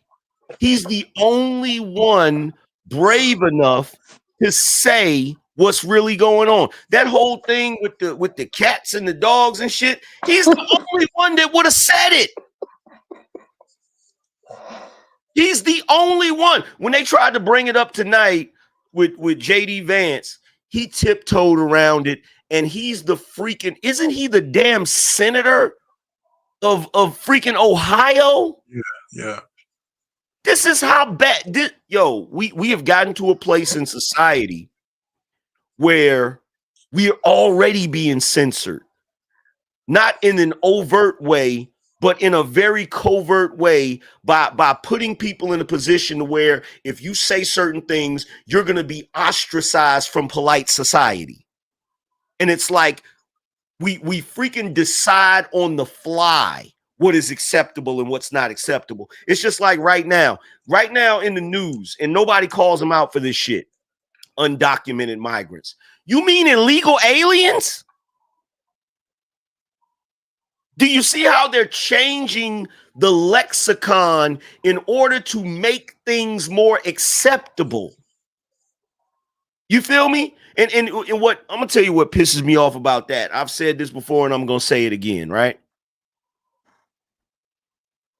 Calling illegal aliens undocumented migrants to justify it. Why couldn't my people and my homies back in the day been uncertified street pharmacists? Or better yet, dreamers. Remember that one? They were dreamers under Obama. Remember that? Yeah, dreamers and you know, like if we're gonna come up with new language in order to you know, absolve people of criminal activity, why now? Why now? I know a bunch of people that would have been happy to continue to be free instead of being behind bars because they sold some weed, which is now legal in most states. But then we got people pouring in to the, I think I said it on this show and I'm going to say it again. You know what's hilarious about this? What's hilarious about this is if you're a felon, you can't leave the country, but people can come into the country whenever they feel like it. That doesn't even make sense. So you can come in here with no problem, but you can't leave. The Hotel California. That sounds like a prison to me.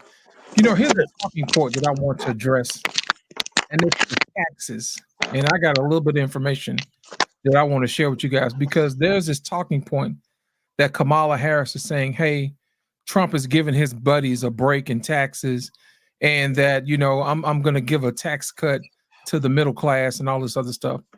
I got something I want to share with y'all, because sometimes proof and seeing is better than rhetoric and propaganda. So I'm going to share this with y'all right now.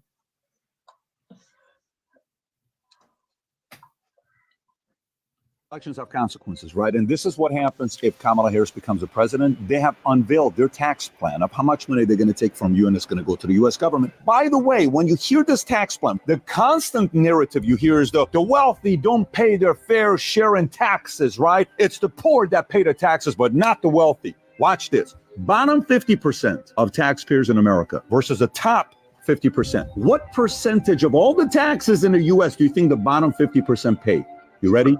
2.3%. You know what the top 50% pays? 97.7%. Now, you may say you're a Kamala person. You may say, well, Pat, how about the top 1%? It's the top 1% that's not paying any of the taxes. Really? Here's a chart for you. The top 1% pays 42.3% of all the taxes the government gets. So what the hell is this narrative about the fact that rich people don't pay their taxes? Elections have consequences, right? And this is what happens if Kamala Harris becomes a president. They have unveiled. Yeah. Yeah, you know what? Look, you want to keep it real. Most of the people that are at the bottom, if you calculate how much money they get back on their income tax return, how much money they get in freaking services that they get from the government, if you juxtapose that against their freaking income, most of them are not even really paying taxes. Because most of the shit that they collect from people that are at the lower end of the socioeconomic ladder, most of the money that they collect from them from taxes, a lot of that shit, they get it back in a tax return. If you've got a child, you got to earn income credit. In addition to calculate how much people that are lower income, how much they don't pay, because when they get food stamps, that's not taxed. That's tax free. So it's like, what are we talking about? All I know is the more money I've made, the more taxes I've had to pay. Mm-hmm. And the that more you make, the more they take. Yeah, and that little tax thing she's talking about, it's ridiculous, because unless you make a certain amount of money, you don't really understand the tax brackets. When people hear rich and wealthy, they look at that as one thing, one clump. It's not one clump. You feel me? A person, if you say, oh, we're only going to tax people that make more than $400,000 a year, right? Okay, if a person has an LLC and they have a business and they're making $500,000 a year, that's not a wealthy person. That's barely a rich person, if you really want to be honest. And nobody's talking about that. Like when she says that to the American public, you're thinking about somebody that has $100 million and $500 million and $1 billion. That's the top 1%. That is not people that are what I call the in-between. There's an in-between. It's where you make enough money to where poor people think you're rich, but rich people know you ain't rich. And you ain't never get no damn tax return. Ever, bruh. When tax time come around, I'll be lucky if I could break even, fam. Like, I hate when it come around. That's what because I know that I owe. I don't never ever get a tax return. Facts. I know that I owe. Yeah, I be donating an extra amount every paycheck. Yeah, I be trying to put more into my TSP. I be trying to put all kind of shit. Yes, I pay a lovely Dominican woman who has a freaking CPA firm a ton of money to fucking find every loophole that exists, bro. Listen, if you are absolutely right, bro. If you ain't put no money into it, because I'm not a tax guy. And I ain't trying to be one. I tried that in my younger years, trying to do all that shit, do your own taxes and shit when you ain't. No, you gonna fuck around and later on, you probably be good that first season. But I guarantee 5 seasons after that, your ass gonna owe some goddamn money or you gonna be in trouble with the IRS if you don't know what the fuck you doing. At the end of the day, I just rather say, listen, that's how much I owe. Okay, just like what you just said. I get me somebody that know what the fuck to do. They know exactly what to do. And whatever I did, whatever mistake I did this season, I'm just gonna make sure next season I don't do the same thing that I did this season. That's how that shit goes. Bruh, I freaking pay for bookkeeping. I pay for accountants. I pay for freaking payroll. I pay for all of that shit to try to mitigate my freaking tax liability. And it's crazy because when you're in that position, and I'm not rich, I do well for myself, but I'm not rich. Like when you're in that position, the things that Kamala's talking about, as opposed to the things that Trump's talking about, this shit affects you tremendously. Yeah. You feel me? Like what Trump's talking about, I'm like, okay, yeah, I can rock with that. But when she starts talking about, oh, we're only going to tax people that make a certain amount of money, it's like, wait a minute. You wilding now, because like the only people that's going to benefit from what she's talking about, which is a lie, but if it was true, the only people it would actually benefit is the people that are at the bottom of the socioeconomic ladder. The ones that sit back and say, "I pay you when I get my tax return." Those are people that get in the face, right? Okay. So let's offer a foil here, just for shit and giggles. Hold on a second, Bounce man. It goes back to this. Which would you rather be? Would you rather be rich enough to pay, or would you rather be poor enough to receive? That's what it boils down to. You have to ask yourself that when you go to the ballot box. Which would you rather be? I'm of the mindset that I would want you to keep as much money that you make as possible. Yeah. Yes. That way you can take care of your family. I don't want you around here trying to figure out how to pay your light bill and all this other foolishness, or how you gonna make ends meet, or how you gonna get by. No, I want you to be ultra successful. I want you to be able to have so much money that you look for places to give it away. Yeah, you see what I'm saying? And I don't want you to be on the other end trying to figure out exactly, hey, are these people gonna put my money on my card on Tuesday because I'm about to turn my lights out? Yeah, my kids need to eat. Yeah, and that's why that right there. Look, I found this out. I said when a person starts to make some real money, in other words, you actually start to have some real disposable income. In my personal opinion, that you can't live the American dream until you get there. Right. Until you get to a space where you have some disposable income, it's going to be hard for you to live the American dream, right? Right. But when you get to that space, it is damn near impossible for you to remain a Democrat. Absolutely. Because it doesn't become about making money as much as it becomes about keeping it. You feel me? You can make it, but how much of it are you going to really keep? And you know what the thing about it is also, Angry Man, about that equation as well too, is that when you keep it, it actually retains its value. Facts. Come on, man. Fact. You can have all the money that you want, but if it doesn't retain its value, we in Venezuela, baby. Where you taking a wheelbarrow of money to get a loaf of bread. There's a difference. There's a difference. We showed a video about that other week, man. That's what we're fighting for.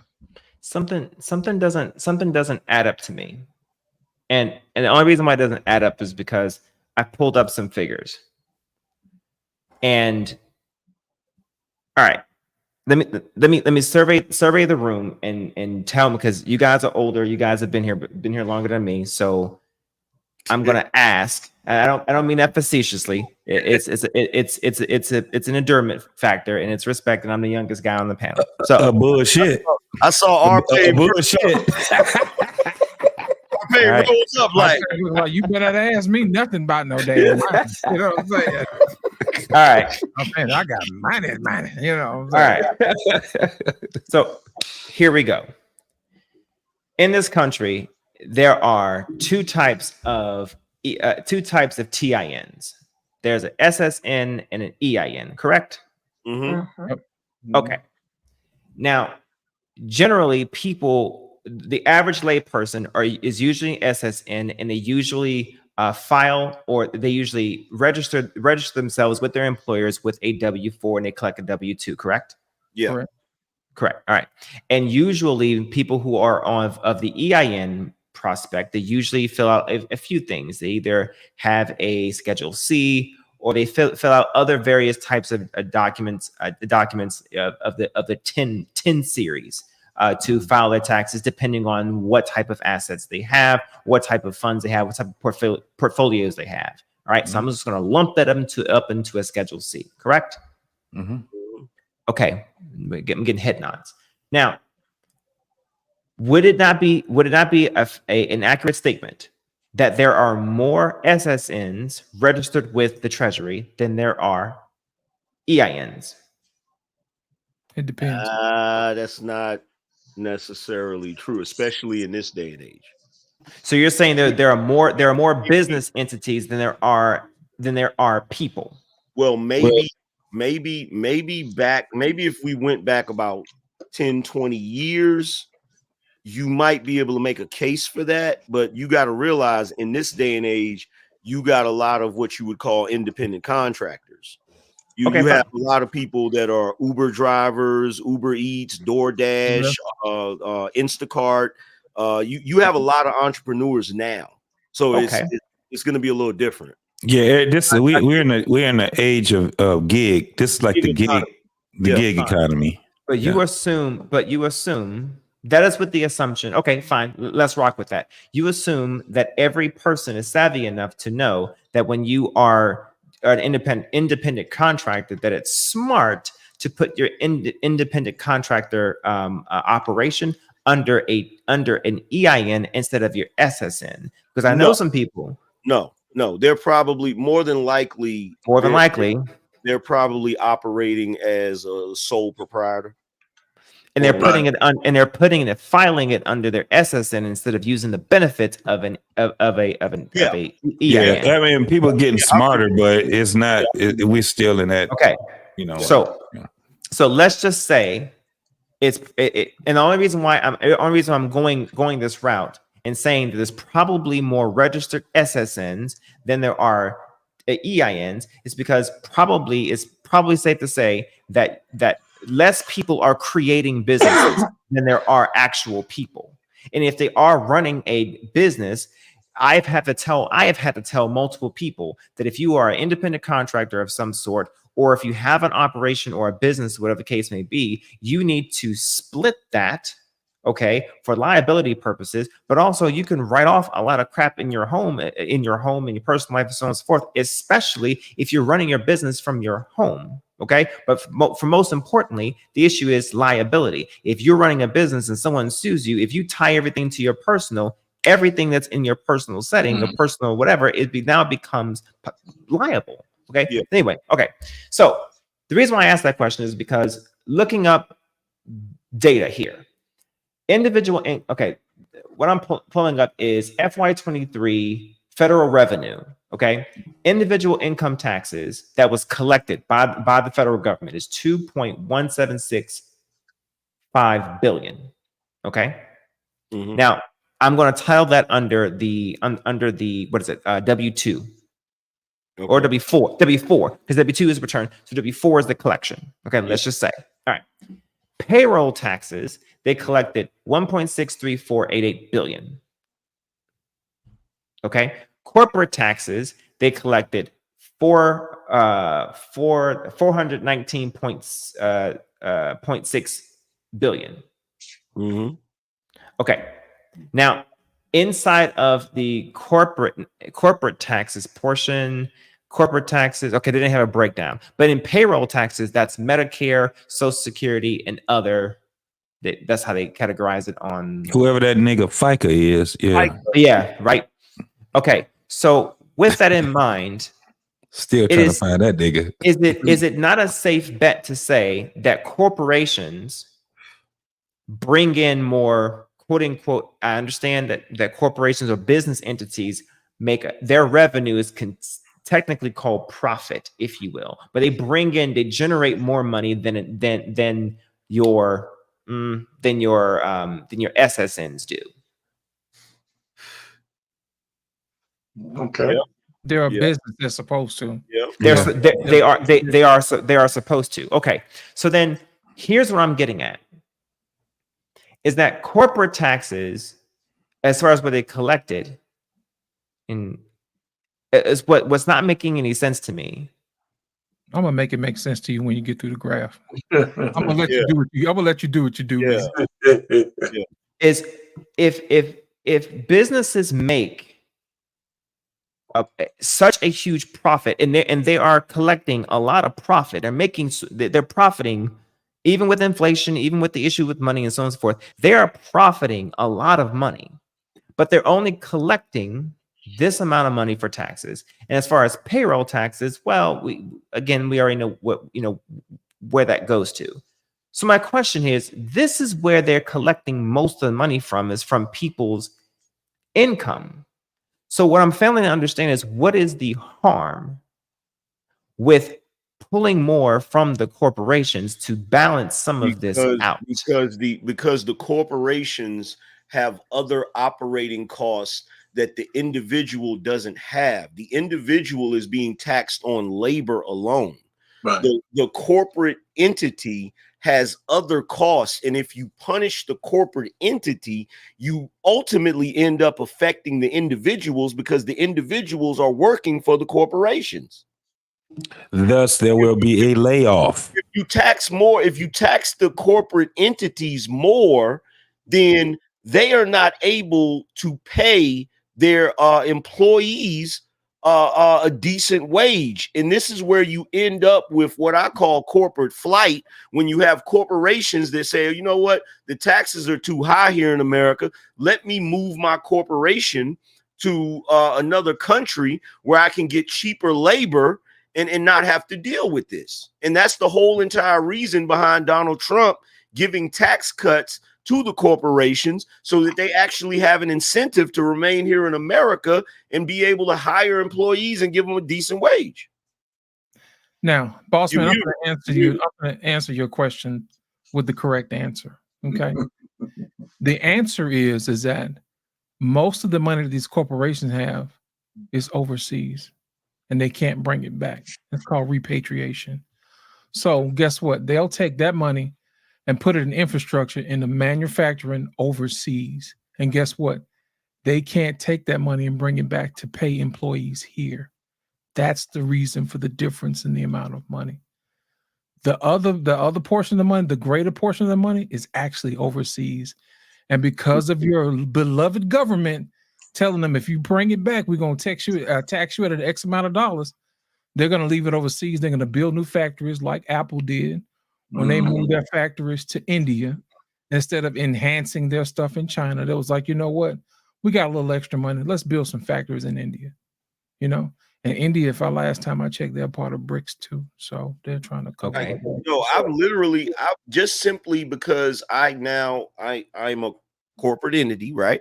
Right. Yeah. I have literally debated moving to Puerto Rico just because of the fucking tax rate. Yeah. Okay.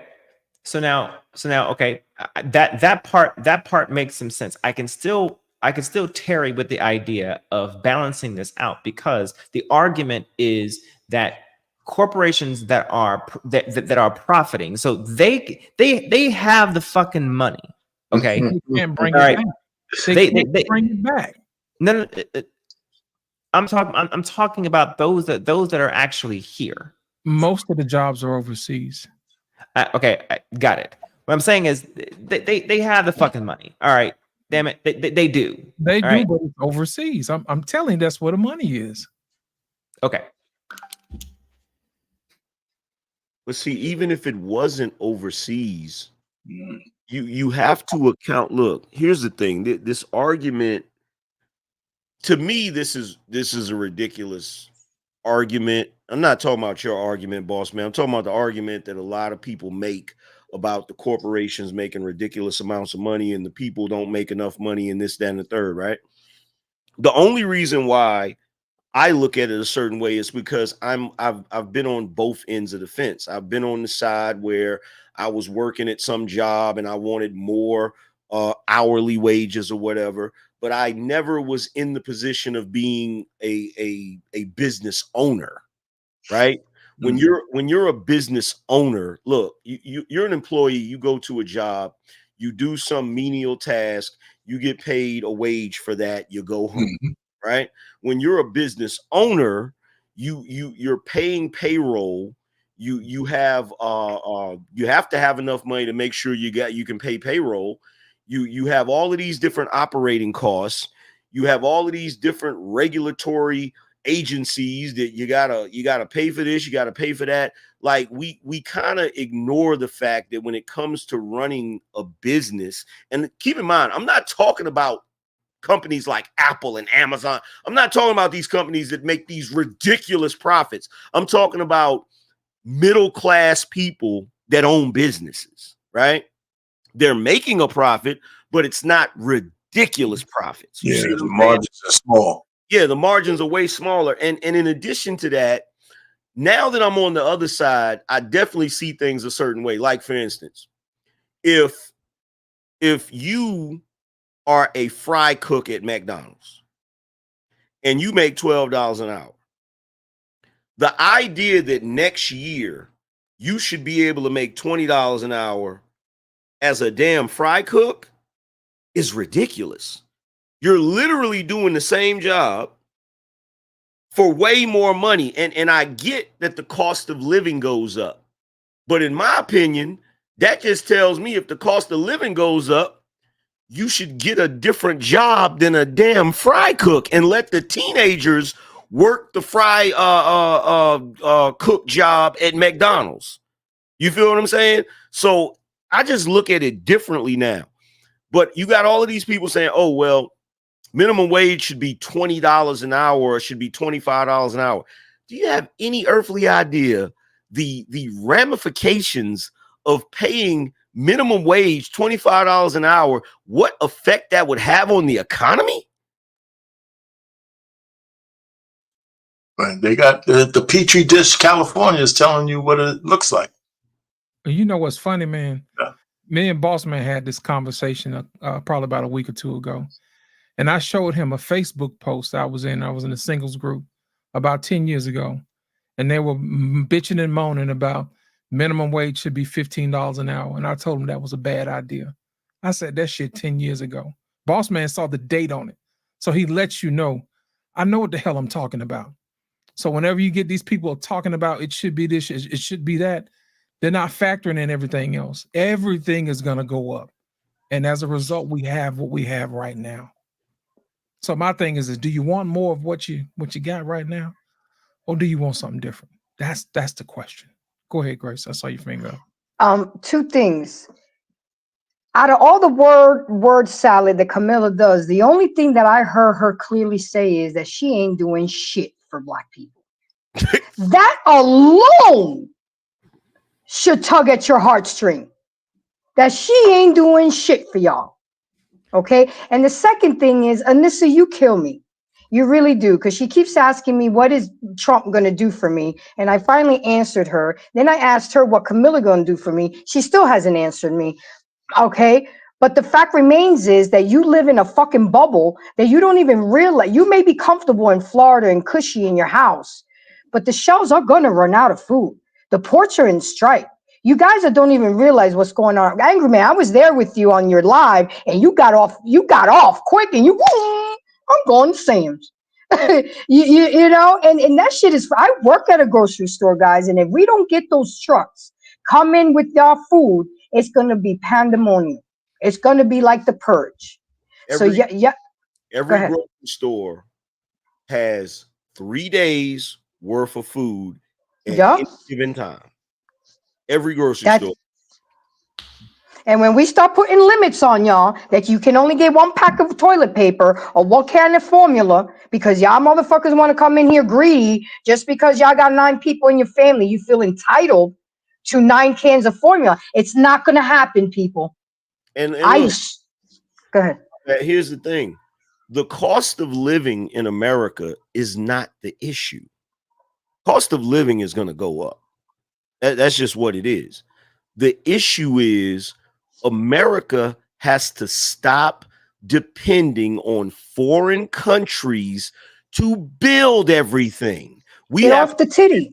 Exactly. We have to get back to being a country that builds our own shit, maintains our own infrastructure. And guess what? When you decide to do that, when you start giving people incentives to open up factories, giving them incentives to actually manufacture things here, guess what? Now you get people getting jobs with decent wages and shit. Because now we're competing with the world. Like at what point are we going to decide to stop importing everything from everybody else? Like people will say, oh, have you been to China? Have you looked at China? It's not that China's in 2050. You know, we're looking at all the advancements. I guess they do. We're buying all of their products. You feel me? It's like, of course they're going to be more advanced. Of course their economy. I remember there was they put out a documentary of a couple of years ago on Netflix, right? Do you know at one point they were China was churning out multiple billionaires a week. They were becoming billionaires like the shit was going out of style. And I'm like, bruh, do you know, I was watching in spite of what Hot Sauce says, he thinks that TikTok is not a good source of information. TikTok is a good source of information. That's the main reason why they're trying to ban it. But I saw a video of a guy that was in China. He was doing a live stream and he was walking through this shopping center. And by the way, the shopping center looked immaculate. I ain't even going to front. It looked awesome. You feel what I'm saying? So he's walking through there and he's pointing out some of the stores. There's literally a store over there that sells knockoff Jordans. A legitimate store. And one of the things that I liked about Donald Trump is Donald Trump was addressing that issue with China, the theft of our intellectual property. The fact that they can take products that we have here and because they're manufacturing a lot of them, they can make knockoff versions of it. The non-official, of course, it's the same product, but it's not an official product. Sometimes they use materials that's cheaper or whatever. But the fact that they can make those products and sell them out of legitimate stores, and that's crazy. That is wild, bro. Because if I did that here in America, you know how fast they'll shut that store down so quick it'll make your damn head spin. Absolutely. Absolutely. So like I said earlier, man, it comes down to what you want, man. You know, back in the day, we had more people in our community who had businesses. Our pain can attest to that. For those who hadn't been around long enough, we had our own businesses, we had our own stores, we had our own stuff, you know, and then somebody showed up and showed us a different way, and we ain't been right since. So my thing is this: you have an opportunity this fall to cast your ballot, and I implore you to do your own research, because I would hate for you to miss out on an opportunity to make a difference because you were stuck in your ways, because you just refused to address your cognitive dissonance and decide to do things you've always done. Well, my thing is, if you've always done what you've always done, then you're always going to get what you've always gotten.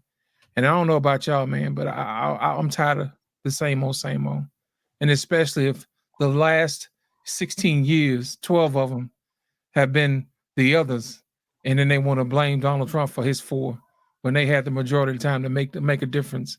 And I think that's a problem, and I think that's an honest issue. I want to thank you guys for coming out. Did y'all want to have any last words before we go? Because I want to make sure that everybody gets to say what they want to say. My final thought is this, because I agree with you wholeheartedly about that. It's like when you grow up coming from an impoverished background where you don't have much, right? You still believe in the American dream. You know you got opportunity. All you got to do is fight and do what you need to do in order to rise. And everybody can't do it, but some people end up being able to do it. I find it really jacked up that you sit back and you watch all of these people that are rich and successful enjoying the fruits of their labor, enjoying America, enjoying the dream. And then after you done fought damn near 40 years to get a little piece of the American pie, now all of a sudden the pie tastes like shit. That is horrible, bro. That is horrible. Like, it's like, and I think about this sometimes as an individual. I sit back and I watch the politics play out, and I say to myself, why y'all wait till I get some money to fuck the country up? Yeah. You know what I'm saying? Like why? Like, why is it now the house that I want that normally would have been 250, 300,000 is $1 million house now? You feel me? Like the things that I want, like, it's like, bruh, I remember being able to go to the grocery store, fill up the cart, and it might be a little over $100. Yeah. Now you buy 10, maybe 5, depending on what items you get. You buy 10 items and you at $100. And it's just a corner of the basket. Yeah. No meat. No, you got the little, you don't got the cart, you got the little basket, the little hand. And you still ain't buy no meat. The seat you put your kid in when they're a baby, you know, you get to fill that up, you know. Yeah. So I got a real quick one. I'm just thinking that this election, I think black men have a chance to stand tall and break those demonic bonds that the Democrats have on our community. If we can get our numbers down low enough and make sure they lose in some swing states where there's a lot of us, I think if that'll say something. I mean, we could stand up and say, listen, you know what? Nobody's telling us what to do anymore. Not no black women, not no more Democrats. That whole bullshit hole that they have on us for all of those years. You could see it deteriorating right in front of your eyes. I mean, the Democrats look like monsters. If you think about what they're doing right now, the way the media has exposed themselves. It used to be Fox that was so biased that they stood out like a sore thumb. They're actually looking more like a media outlet than all the rest of the channels. You know, because they're, somehow backing the Kamala, right, the brown skin lady, who they hated just before the coup. So I just think we can make some difference now, and we shouldn't start. And the black men shouldn't cower when they come for us after they lose the election. People should stand 10 toes down and say, "Yeah, it was us." And if you ever want our votes back, you got to get on your knees. That's it. What'd you say? What you tell him, R-Pain? Oh, you gotta give him that huck too and spit out. Gotta get on your knees. Oh man, That's it, I'm done. I don't know if you want to follow R-Pain behind that one. all I simply going to reiterate is, people, do your research, do your homework.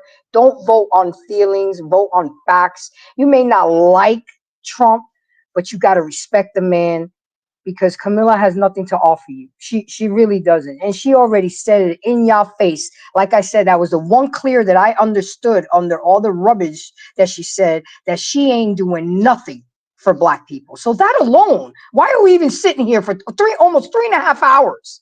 She said it to y'all. She ain't doing nothing for y'all, but y'all still want to vote and be puppets. Oh my God, it's a black woman. I'm going to go vote for her. She's going to do me good.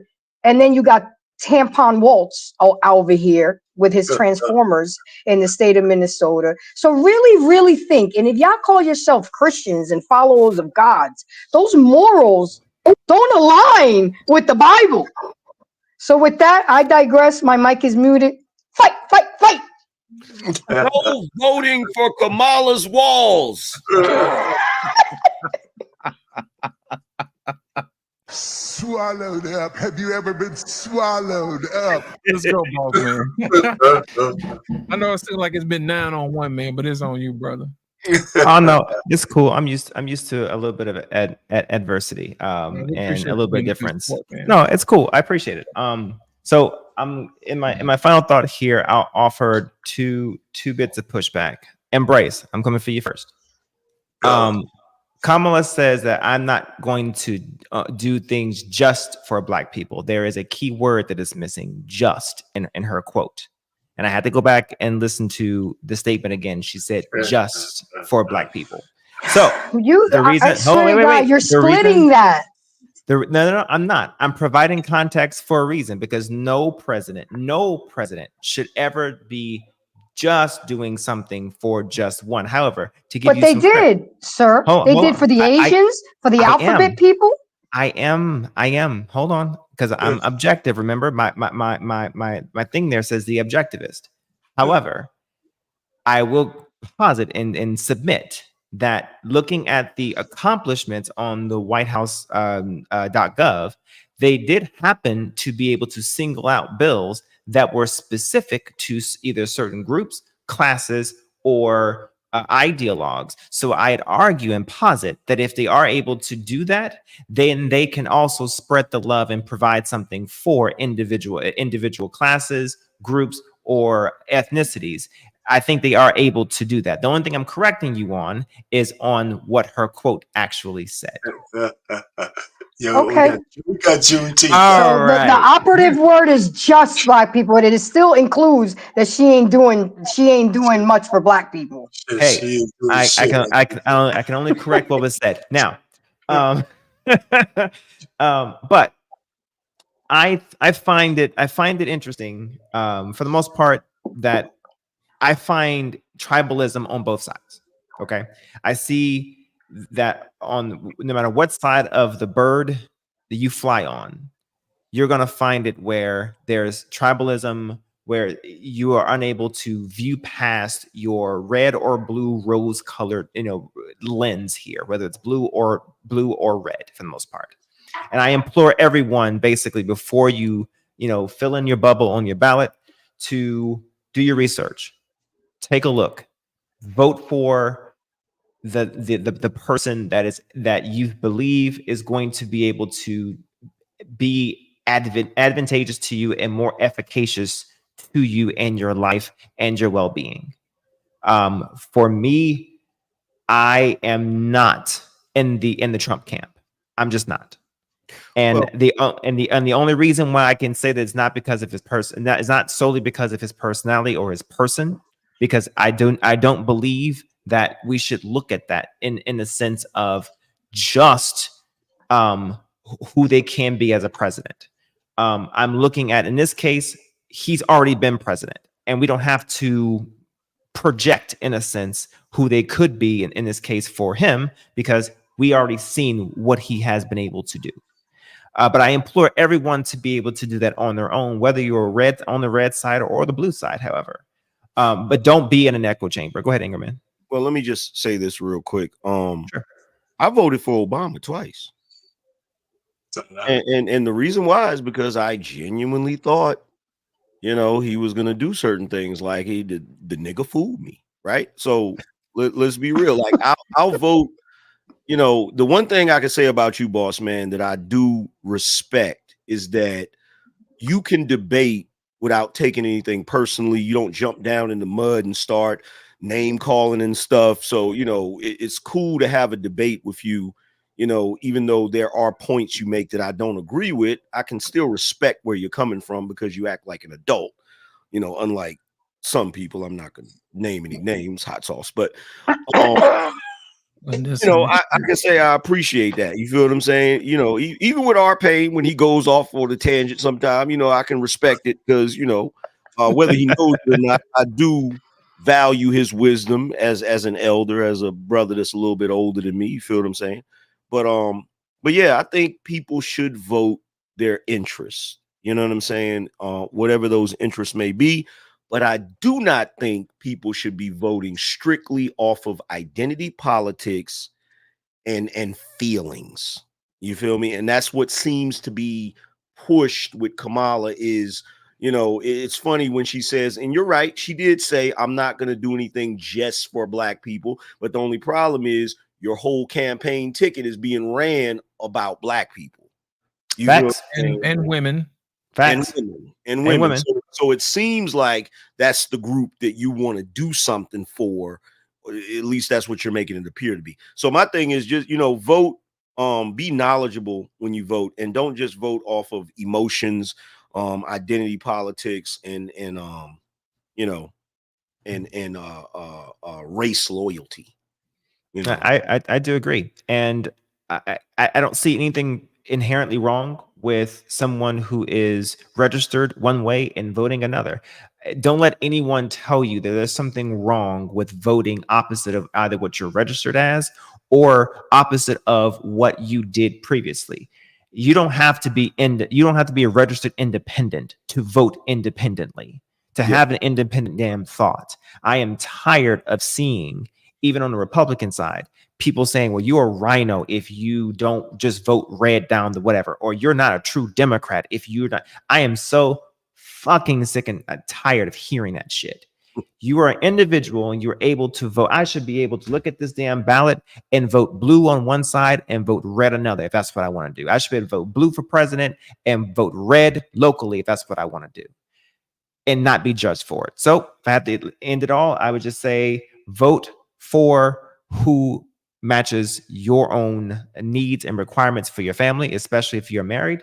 And don't let anyone fault you or judge you for that decision. Over. You know, I'm gonna wrap this thing up, man. I'm gonna end this with a Bible verse, and it goes like this: when I was a child, I spoke as a child, but when I became a man, I put away childish things. Let me explain something to you. The reason why I can talk with such conviction is because I used to be blue. You know, I know all the tricks. I know all the little maneuvers that they do. You know, I listen to how people conduct themselves when they try to make their arguments, but it doesn't seem to work. And they try to figure out why it doesn't work. It's because I've already heard it, you know. Now my eyes are open and I can only go one way. You know, there's nothing that you can say and nothing you can do because I've seen it. My eyes are open. I know exactly what's going on. And I would hope that you guys one day would do the same.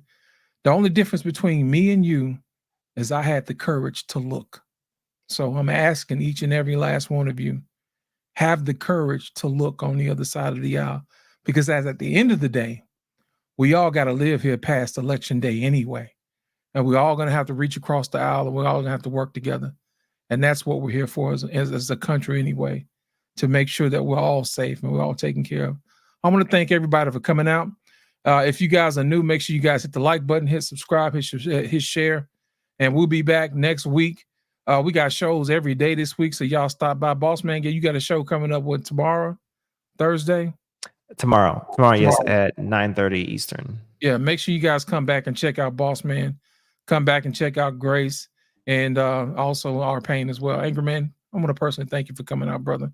For adding such color commentary to this thing, man. Without you, man, I don't think none of this would be possible. I appreciate you coming out, brother.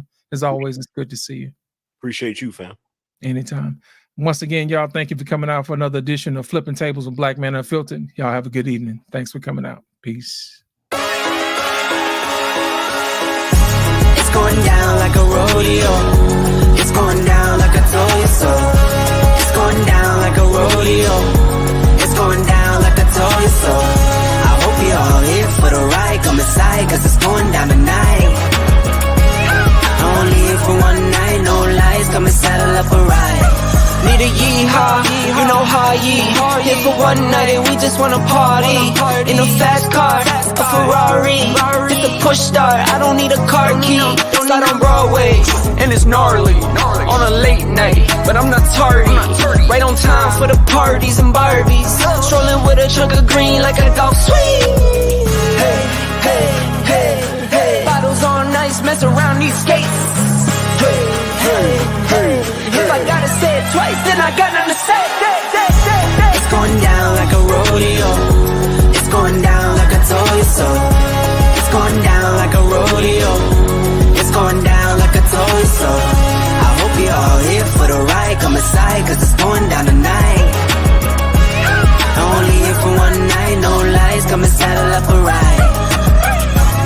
Come and kiss me up, it's going down. Like a train with no brakes, I'm not slowing down. See us showing up, we're showing out. Better pack it.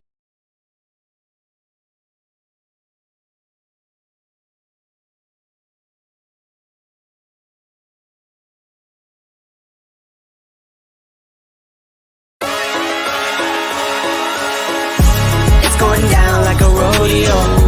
It's going down like I told you so. It's going down like a rodeo. It's going down like I told you so. I hope you're all here for the ride. Come inside, cause it's going down tonight. Only here for one night, no lies. Come and saddle up a ride. Need a yeehaw, you know how here for one night and we just wanna party. In a fast car, a Ferrari. It's a push start, I don't need a car key. Slide on Broadway, and it's gnarly. On a late night, but I'm not tardy. Right on time for the parties and Barbies. Strolling with a chunk of green like a dog sweet. Hey, hey, hey, hey. Bottles on ice, mess around these skates. Hey, hey, hey. If I gotta say it twice, then I got nothing to say. It's going down like a rodeo. It's going down like I told you so. It's going down like a rodeo. It's going down like I told you so. I hope you're all here for the ride. Come inside, cause it's going down tonight. Only here for one night, no lies. Come and saddle up a ride. Come and kiss me up, it's going down. Like a train with no brakes, I'm not slowing down. See us showing up, we're showing out. Better pack it.